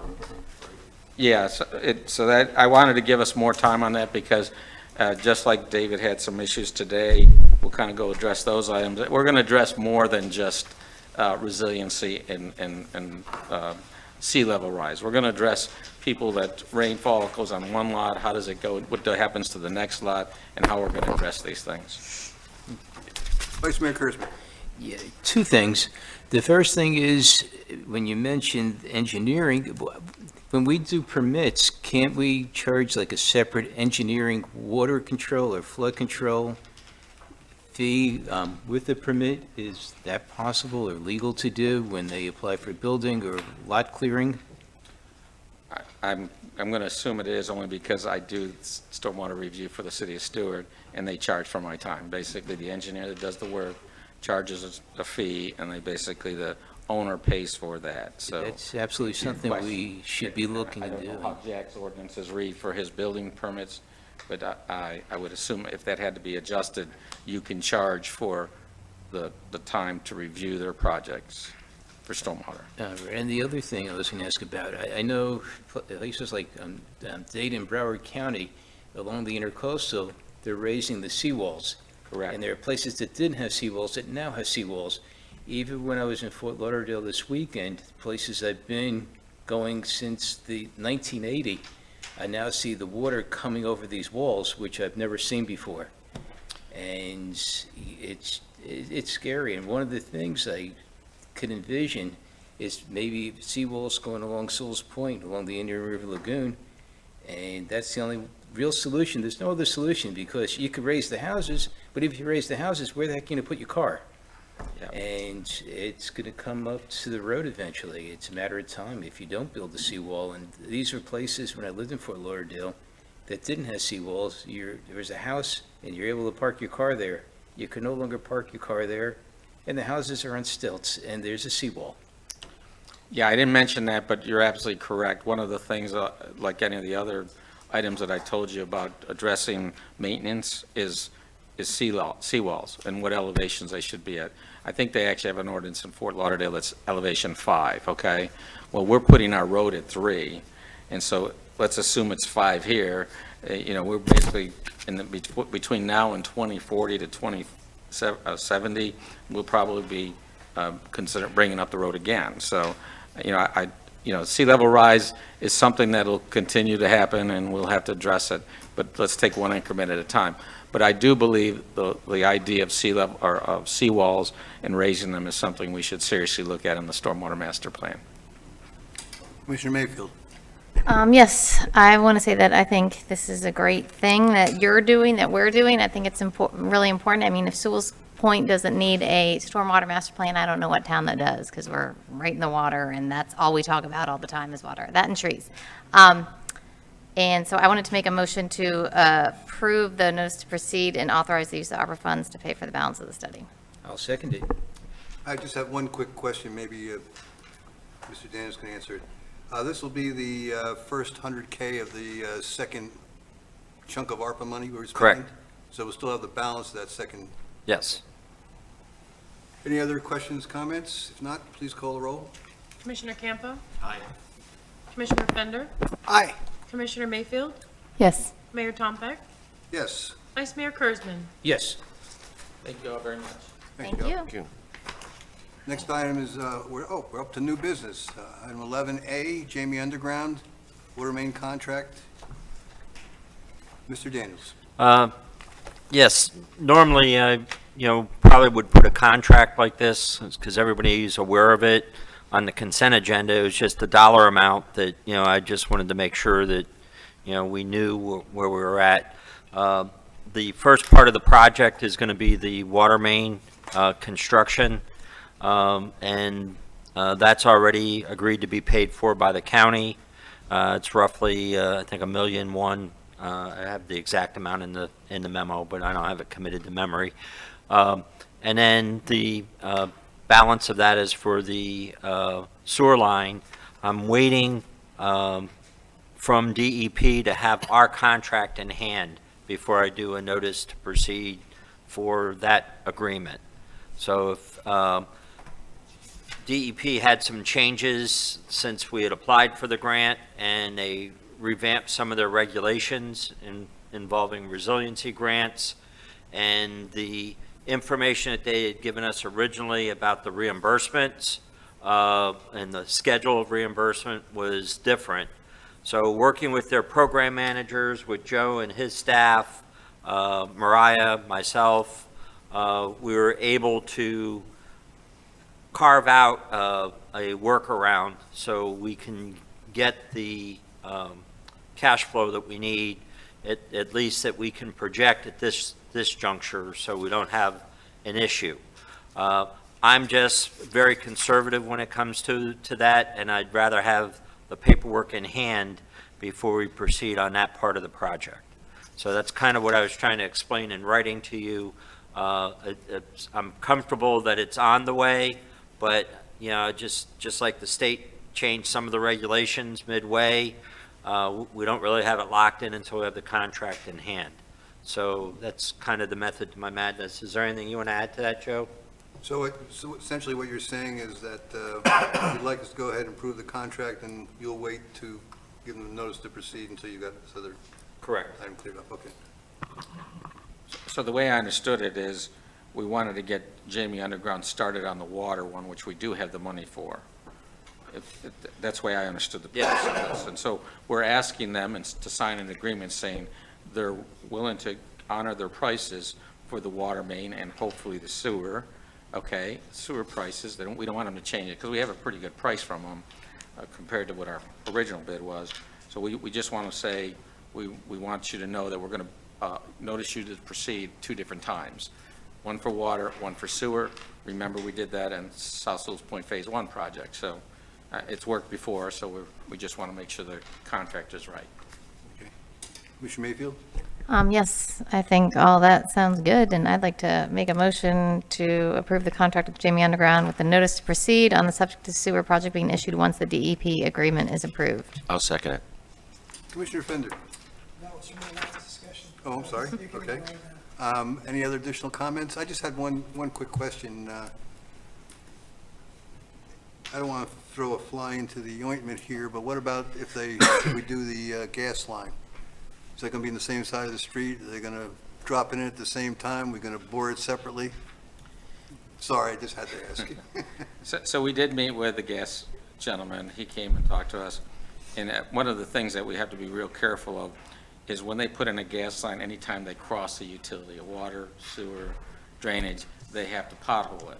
Well, what I got out of that discussion with him is every time the gas line was under the road and it crossed under a storm sewer line, or they would take and pothole that line, and we would have a hole in the road. So I told them, well, get ready to build your lines before we pave the road. Now, we're doing that in South Sewalls Point, and obviously we're still working with the county about doing things in North Sewalls Point. So my goal is to try to keep them from putting holes in our roads, whether it's a county road or our road. And certainly we don't want that to happen after we go and finish a phase like Phase 1. We wouldn't want them to do that there. So we're going to be closely looking at their plans and telling them, and basically I've told them, I said, listen, we're not going to finish, put a new Phase 3 in place. I won't tell you what Phase 3 is because you guys probably don't want to know that. I can tell you the subdivisions that are in it. How's that? You're getting there. Anyways, the goal is to just make sure that they don't put those lines in, and then they have to tear up the new road that We we. certainly don't want to pothole in Phase 1 either, but just for the record. Okay. We're going to work around it. Please call the roll. Commissioner Fender? Aye. Commissioner Mayfield? Yes. Mayor Tombeck? Yes. Vice Mayor Kurzman? Yes. Commissioner Campo? Aye. That brings us to 11B, Landscape Maintenance, RFP 2023-003. Mr. Daniels. Yes. This involves our landscaping contract that we've had. The existing contract, which had a clause where we could extend the agreement, and normally, if we're happy with the service and so forth, we would extend the agreement. Unfortunately, in this case, due to the rising cost and the manpower costs and so forth, the vendor that we had, Serafini, was not able to fulfill the obligations that he had under the contract. So we were left to go out and solicit bids for the landscaping services. And what we had discussed with staff was, looking at what our total expenditures were. We had one contract for the landscaping, which was under 50,000. It was like 48, 49,000.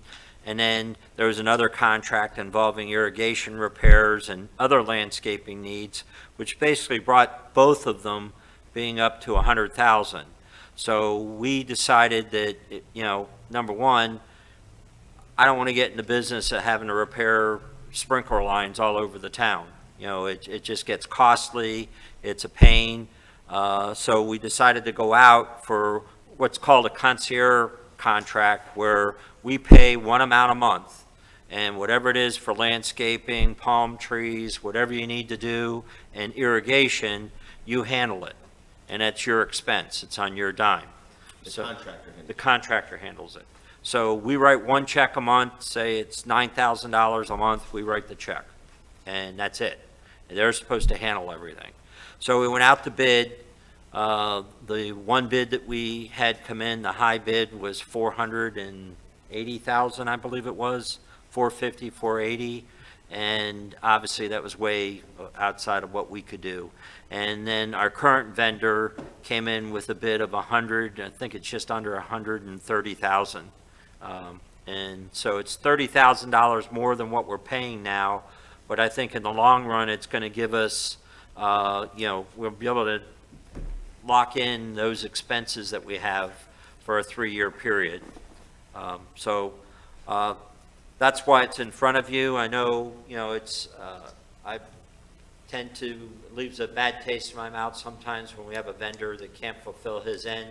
I'm trying to be understanding, though, to the economic situations, and, although he's big enough to handle our jobs, but he's still not a huge conglomerate handling accounts all over Martin County or South Florida. So I think I've never received any complaints with him. Sometimes his bedside manner, for lack of a better term, is not that good, but it's primarily he has to get along with me, and I'm so easy to get along with anyhow, so. Okay. Laughter is good. Commissioner Campo. Yeah, I'm confused. So Dennis Serafin withdrew from a contract that he was unable to perform, but then turned around and gave us another bid, and we're going to give him that bid at a higher cost? Well, he didn't withdraw. There was he was under a 3-year agreement, and that agreement expired. So currently, he is staying on board until we decide what we're going to do with our services. So he's not leaving us in the dark, but he just couldn't afford to continue under those terms. Did he then win the replacement bid? Yes. That's confusing to me. Well, because Garrett locks in for him that he's going to get X number of dollars a month, but he also has additional responsibilities because he has to take care of everything. So he, in the conversations that both Jack and I have had with him, we explained to him what the situation was, and, he's going to be responsible for handling these things. So, again, we can rebid the project and go back out. I know personally I contacted 4 landscaping firms and making sure they got the invitation to bid, and, we put it out on Demand Star, and when we met, and we only had 2 people. The one vendor was Brightview, I think was the name of the firm, and then Dennis's firm. Is it confusing to y'all? So, No, I think it's just a case of a contract expiring, and they weren't going to Yeah. re-up for 3 years at the same rate. think that's what you're telling us, He right? was losing money probably at the old rate because the labor rates, fuel, insurance, all that goes up. So what happened, he found it unaffordable to do the project at that cost. So he had a cease and desist, or it's going to cost, he doesn't want to operate to lose money. The benefit is, you see his truck doing the town work, and that got him a lot of business on the individual accounts. So I guess he's trying to do the individual accounts along with the town, would be my guess. But I know almost every lawn service that's out there right now has raised their price, no matter who it is, compared They're not to immune 3 years ago. Everything everybody else is going through. That's right. If you want somebody that's insured, and the labor rate right now, I know that from the last 2 guys that were cutting for me, everybody wants, it went from, they were paying them like $15 an hour, it went from 12 to 15 to 20, now they want 25. And these are guys that probably aren't registered, if you understand what I'm saying, and it's just unaffordable. Registered landscapers? Just for the record, all of the employees that work for Serafini are registered, and there aren't any illegal alien problems, if that's what. I don't know if they are. I'm not going to ask them for their green cards. Well, I'm not confused by it. I am interested in the budget impact. I mean, for this concierge service, it's a little bit higher, $30,000 higher is what I heard you say. Yes. The reason we moved away is because we were paying one-offs on occasion. Well, it's quite frequent Yeah. and items, so when you take the whole amount that was being paid to Serafini, it was about 100,000. Yeah. So we were figuring it somewhere around 110 really is what I think we, in talking to Mariah, I let her go home early because she Yeah. traveled today to be Sure. here tonight, but she thinks that we can handle the increase for the expense without having a problem. Did we look over the 3-year period of what the cost was of each of the 3 years for doing it sort of ad hoc? It's the same amount Every, month for 3 years. no, not talking about into the future. Oh. I'm talking backwards. When he was doing the piecemeal work, I'm just curious what the piecemeal cost was for each of the past 3 years, where while he was in the contract we awarded him that he is now abandoned. Well, For lack of better the words. contract he was awarded was kind of vague when it split up, particularly on the irrigation expenses, but there was also separate cuttings for palm trees and things like that. So there's a lot of different variables. There won't be any variables to this agreement, which is what we were No, striving. yeah, I get it. That's great. But variables notwithstanding, we can look historically on what we spend for Yes, this, that was right? roughly about Yeah. 100,000 is where we Okay. were. About $100,000 a year for the last 3 years? Yes. All right. I think it's perfect. My landscaper's responsible for most of my broken irrigation anyway. Right. This fits in perfect. Well, when you look at our park, we do have kids playing in the park, but generally, that's my take, is, they're responsible. Now, we do get breaks, like when they were doing the underground work for our commercial septic to sewer, they did sever some of the irrigation lines. Obviously, he wouldn't have to do those, but he would do them, and then we'd back charge the contractor that was responsible. How did he arrive at, any idea how he arrived at the 130? I don't know. Okay. And that's all part of the bidding process, so we, and once we start a process like that, there's a cone of silence, so they can't really ask us questions, we can't ask them questions, it's just, we can't have anybody that has a leg up in the process. Okay, staff I have a recommendation is quick- to approve the I have a quick question. Commissioner Mayfield? Is the Brightview landscape the expensive one you mentioned Yes. before? Okay, so the options are slim. Yes. Well, here are your options, basically. If you didn't want to renew this contract, we could go back out to bid and try it again, which I don't have a problem. Or, we could look at purchasing the equipment and adding personnel, which I didn't think we all had that in our minds. So that's why I'm here. I just wonder if now that we know what our annual expense is, because we budget it every year and we know what we spent, if there is a way for us to get a flat rate service for the budgeted amount that we know we have. And I know that kind of flies in the face of going out to bid and getting everybody's bid in, and I know it also slows down your process. But, you know, me as a small business owner, that, you know, all my contracts are flat rate, I'm, you know, pretty happy when somebody comes to me and says, I want you to develop a solution for me for X, or save me 10% because this is what I pay. And I just wonder if there's another way to ask, to say, we have a $100,000 a year budget for landscaping, and here's what the requirements are to complete it. Is there anybody interested in taking this business? You know, That's a legal question I have to turn over to Glenn, you know, could we? Kind of a backwards way to do it, too.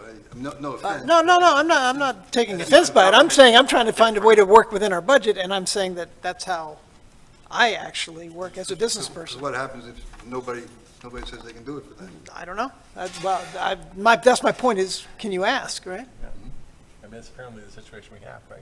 We went out for bid. Yeah, we had it at our cost, and he said he wouldn't do it anymore, right? Well, he couldn't afford it, you know, he's Right. still doing it right to this moment, and I'm sure if we decided to delay this for some Right. reason, he'd still continue to do it. But ultimately, you know, right now we're in the gray area, so if there's a huge irrigation problem or something, or tree problem, then, you know, by all rights, he's probably, I am not at all passionate about this, but I am, you know, physically conservative, and I feel like $100,000 is a lot of money for landscaping, you know, depending on the requirement, of course. I find it amazing that depending on how we approach the question, and we, you know, I approach this also on how we hire people and town managers, that we, you know, make it clear what our requirement is, because that's what we budgeted, and maybe if we want to budget more next year, then we can raise the budget. But right now, we have a budget of $100,000, to my understanding, and we're about to, I think it's 110, because we're. okay, whatever our budget right. is, I'm fine with it. I haven't seen the number, but. 100,000 is kind of Yeah. what we figured we were at. Yeah. But we, obviously, we're hoping. So how much is the new bid versus what we've been paying now? 30,000 a year? 30,000 more a year. Okay. I mean, based upon that, your recommendation, I'll go with it, but I don't have a good trust factor with someone that walks out of a deal and then rebids for hire. That's, But he didn't walk out of the deal. It's $2,500 a month is what we're talking. He didn't want to renew, he didn't want to renew at the He old didn't want to rate. renew what had expired. He didn't He walk really away and walked out of say, the deal, yeah, huh? Yeah, he wants pay increase. I get it. I mean. that yeah, makes sense. it's, so it was a natural lapse and renewal time? Yeah, normally, if we liked the service and they were happy, you know, we could extend it for 2 one-year periods according to his agreement. But he didn't want to exercise that because he was Okay. losing money by Okay. doing the job. All right. Sure. Well, I know it's a lot of work on your side, so. Mr. Mayfield? I thought maybe Commissioner Campbell was going to make a motion, or I don't even know if you need a motion. It just says, Yes. we are you need just to- giving you direction? No, we actually need to approve the Okay. You said- contract. Okay. I'm sorry. It says place on the meeting for acceptance by the town commission. Oh, today is October 24th. It's old or something. Okay, sorry. I'll second it. Okay. Did you make the motion? Yes? I'm making a motion to, okay, this is the thing from the consent agenda. Got it. Okay, all right, whatever. Yes, I'm making a motion to approve it. Okay. Okay, did you get that, April? First and second. I'm sure it's really clear. Please call the roll. Commissioner Mayfield, Yes. Mayor Tom Peck, Yes. Vice Mayor Kurzman, yes. Commissioner Campo, Aye. Commissioner Fender. No. Okay, that brings us to Probably not. We'll vote for something else. 11C, Charter Review Committee. Mr. Daniels. Yes, I think, you know, I explained under discussion that, you know, I wanted to get this started and move through it, and I envision having, you know, a 5-member committee, and with your permission, I'd like to chair that so I can keep the ball rolling. Obviously, getting feedback from our residents. I don't want to curtail that, but I do want to keep us focused. And I think when we talked at the last meeting, I think you all have a copy of the charter now. And so hopefully, you know, there's not really a lot that's involved in it, but there are some issues. And quite honestly, this issue that we were dealing with on the vacancy, you know, we restrict ourselves on the 6 months, you know, that if there's a vacancy and there's no election within 6 months, Normally, other jurisdictions that I've worked, they've filled vacancies for the remainder period of the term or when the next election comes up, where that person could be duly elected to that position instead of appointed. So, that's one of the things that I'd like to discuss with the committee, but that's just an example of things that I think we could streamline our processes. So, and obviously this is a unique set of circumstances, but sometimes you can see different things that we need to improve on when you do have a unique set of circumstances. And so I just wanted your blessing to move forward and form the committee and. You're going to ask for volunteers, is that the idea? Yes. And if you're you gonna have set up individuals. You're going to set up a meeting schedule and the whole bit? Yes. Okay. And if you have individuals that you know would be good and are interested, let me know and I'll reach out to them. And Glenn, just a quick question. This is, the scope of this review is just limited to Part 1, Articles 1 through 9 or thereabouts? Let's see, Part 1? Well, it's the charter. Right, so just Part 1, Articles 1, that's what's included here, so this is what it's limited to? Yes. Okay, just want to make sure.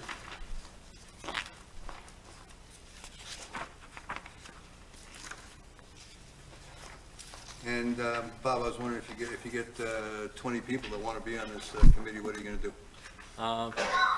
Bring back 20 names to you all and just say, this is my recommendation, and Okay. you can grant it, because I don't want to shut people out that are interested in being involved, but we have to keep it a manageable level, and I'd just like to, get this, so, realistically, November of 2024 would be our next regular election, so I'm sure we'd do everything within the time limitations, but I'd rather get it done, and then we can set it aside so when we have to supply it to the supervisor of elections and the wording and just everything else that has to go on to the ballot, if there are changes.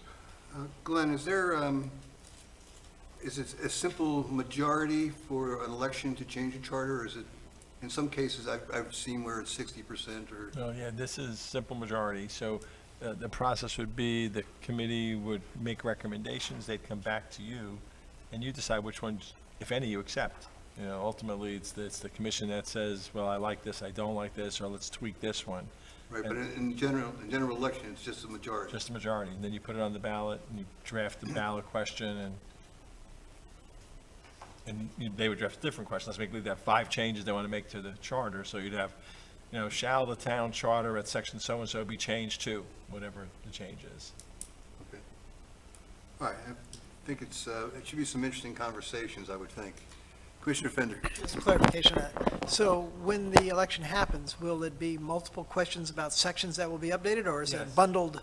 Will they accept the new updated charter? No, it's always separate questions, because each question has to have a yes and a no, and there's a limit of 75 words for each ballot question, 15 words for a title.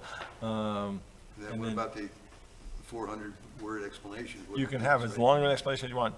Now, I kind of remind you that when it does something on the ballot, you no longer can really advocate for it. The legislature said, so you can provide information at public meetings like this, but you couldn't send out an email that says, here's the charter, we think you should support or not support. Any other questions or direction to Mr. Daniels? Okay. New business article 11D, contract with Captech Engineering Phase 2. Mr. Daniels? Yes, if you recall, we had this on the agenda probably 2 or 3 months ago, and then realized that we need to go out to satisfy the granting agencies and also the state law to make sure that we're doing everything. So we went out, we did everything, we jumped through all the hoops. We do have another firm that we have in our stable, and that's CMA.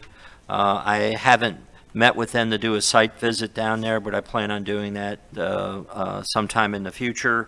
But we have phase 2, which again, we were trying to move right along behind actually starting it while we're working on Phase 3. And so before we can do anything else, we need to have the design work done. So the proposal that you have in front of you, that's in the backup paperwork, is the same proposal that we had 2 or 3 months ago. But now we can honestly say that CapTech is the engineering firm to do Phase 2. And that way, we don't have a delay. We can move through as soon as we get all the funding sources tied down. And in the meantime, the design work's done, and we move forward. I was trying to, trying to recall if this was part of the, our pitch to the delegation. It was. This was the first million that we got from the delegation. We also asked for the second million this year. But it's not restricted to just engineering, right? Right, right. It's construction costs. And hopefully we put that in as a recurring one, so next year we'll try again, so we're Yes. successful this year. And we do have two grants on Phase 2. We have a HMGP grant, which covers design costs and construction, so it'll go into the construction costs. And we also have a DEP resiliency grant. We're working out the contracts with the resiliency people as well. I wanted to get the septic to sewer contract agreed to, and then we're working on that contract as well. And we also applied for additional money from DEP, and we're trying to get additional money from HMGP so we can finish off Phase 2. Commissioner Mayfield. Yes, I was going to make a motion but then I saw Commissioner Campo did his button, so if he wants to speak first, I can wait. Commissioner Campo? No, I'm not opposed to this. I think this is the way to go because of the history. I was just going to take this opportunity to ask, since we have now gone out for the RFQs and we have a bullpen, let's say, of 4 engineering firms, how you might envision in the future if there was another project where we might want to see what other engineering firms had to do with a project that's not the one that we're talking about, but since we're bringing this up. So how would you envision that process working? My train of thought is looking at South River Road. We do have some funding applications in for grants on that, and if we're fortunate enough to have that funded, I thought that would be a good opportunity to see how another firm works. It's somewhat connected to the resiliency program on South Sewalls Point Road, but I think it's separate enough that, we could still do that project, give us a good idea what the working relationship's like, and the comfort level, and then kind of go from there. I think it makes sense to get some kind of a distinct project that maybe is small enough so that we can see what they do. It's a great idea. Okay, I'll move approval. Okay. I'll second. Any additional comments? Please call the roll. Vice Mayor Kurzman, Yes. Commissioner Campo, Yes. Commissioner Fender, Aye. Commissioner Mayfield, Yes. Mayor Tompeck. Yes. Okay, we've already disposed of item 11E, which was the PBA union contract, and we have an adder here, 11F, for town manager's agreement. Mr. Campo.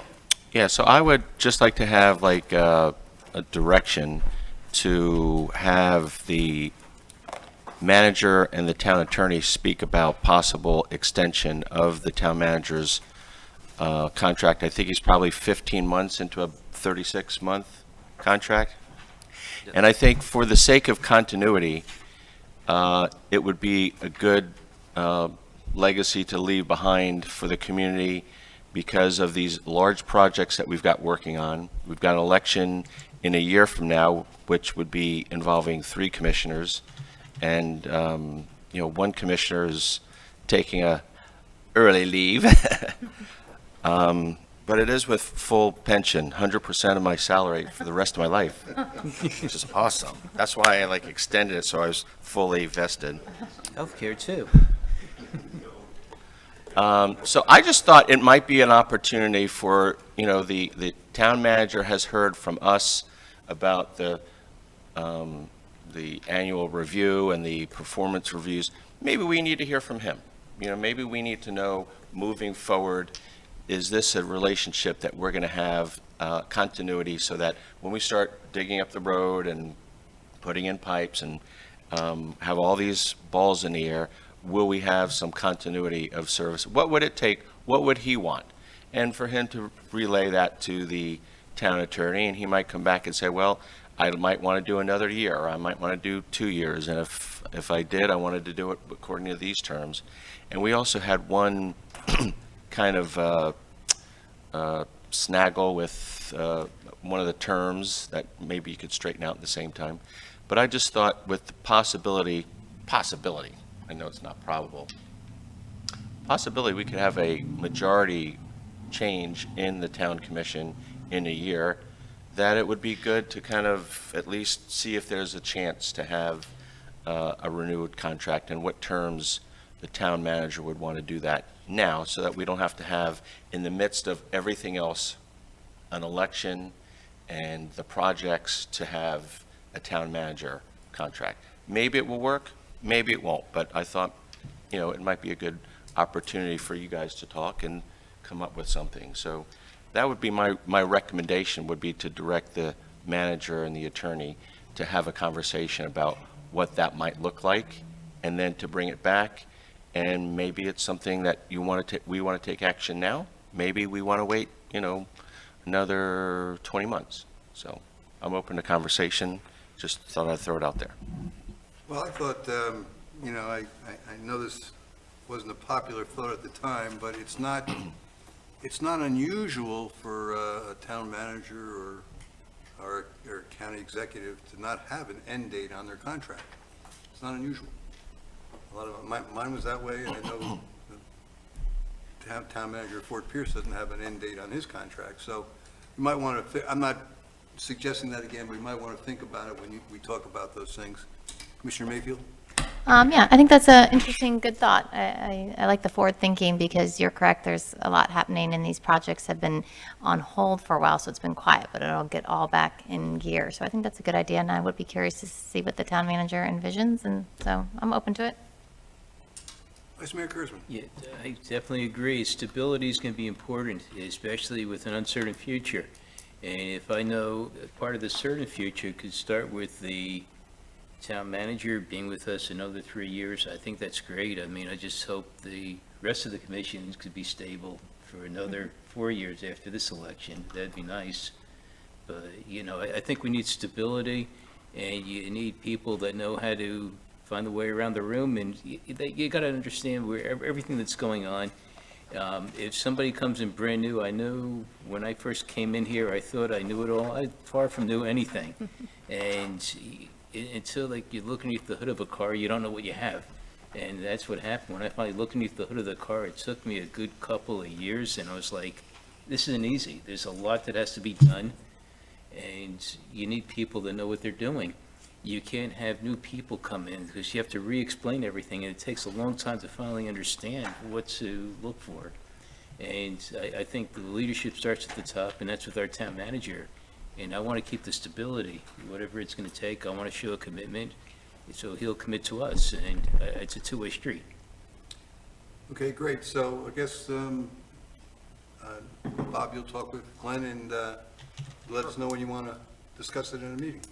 Yeah, Put it on the agenda. I'd like to get it on the agenda November 14th if we can. Okay, So, that's to fine. me, it's better to get things worked out while it's in everybody's mind. And like you said, it's just going to get busier as we go forward, so.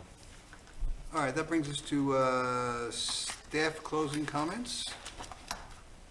Just, there's obviously the Halloween, you know, is a big time for our residents and their children, and you know, the chief and the officers are going to be out and about on Halloween night. And this Thursday night over at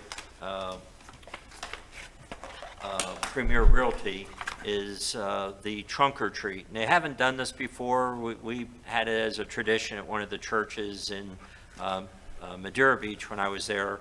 And basically, it's the, especially when Halloween is during the week and it's hard with school and schedules and everything else, picking a night that, the kids can come through the parking lot, it's a safe environment, and, they have candy and stuff in the trunks and little decorations and everything. And kind of, it's a different way of celebrating Halloween, and I think it all started when we had COVID, so it was a lot easier to interact.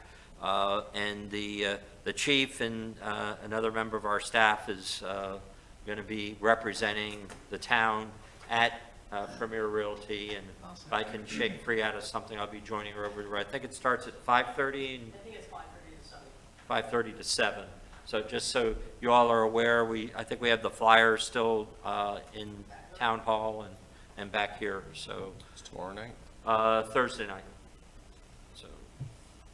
So I just wanted to make sure that everybody was aware of that. We'll make sure the notice on the special meeting goes out on the 6th, and then for the meeting on the 14th, we'll have the second readings on the ordinances we talked about. I know there's some individuals in the town that want to voice their opinions on some of the ordinances, so that'll give them an opportunity to be here that night if they choose. And then the first reading on the other ordinances that we need to implement. And that's all I've got. Commissioner Mayfield. Yes, just very minor, but I had noticed there were no financials in the agenda, and so I asked the town manager, and they were delayed because it was the year end and Mariah was out of town. So in case you guys were wondering. Yes, Okay. thank you. Any other commission comments? Again, a motion to adjourn? So moved. We're adjourned. Thanks. Monday at 6? Monday. Monday at 6? On the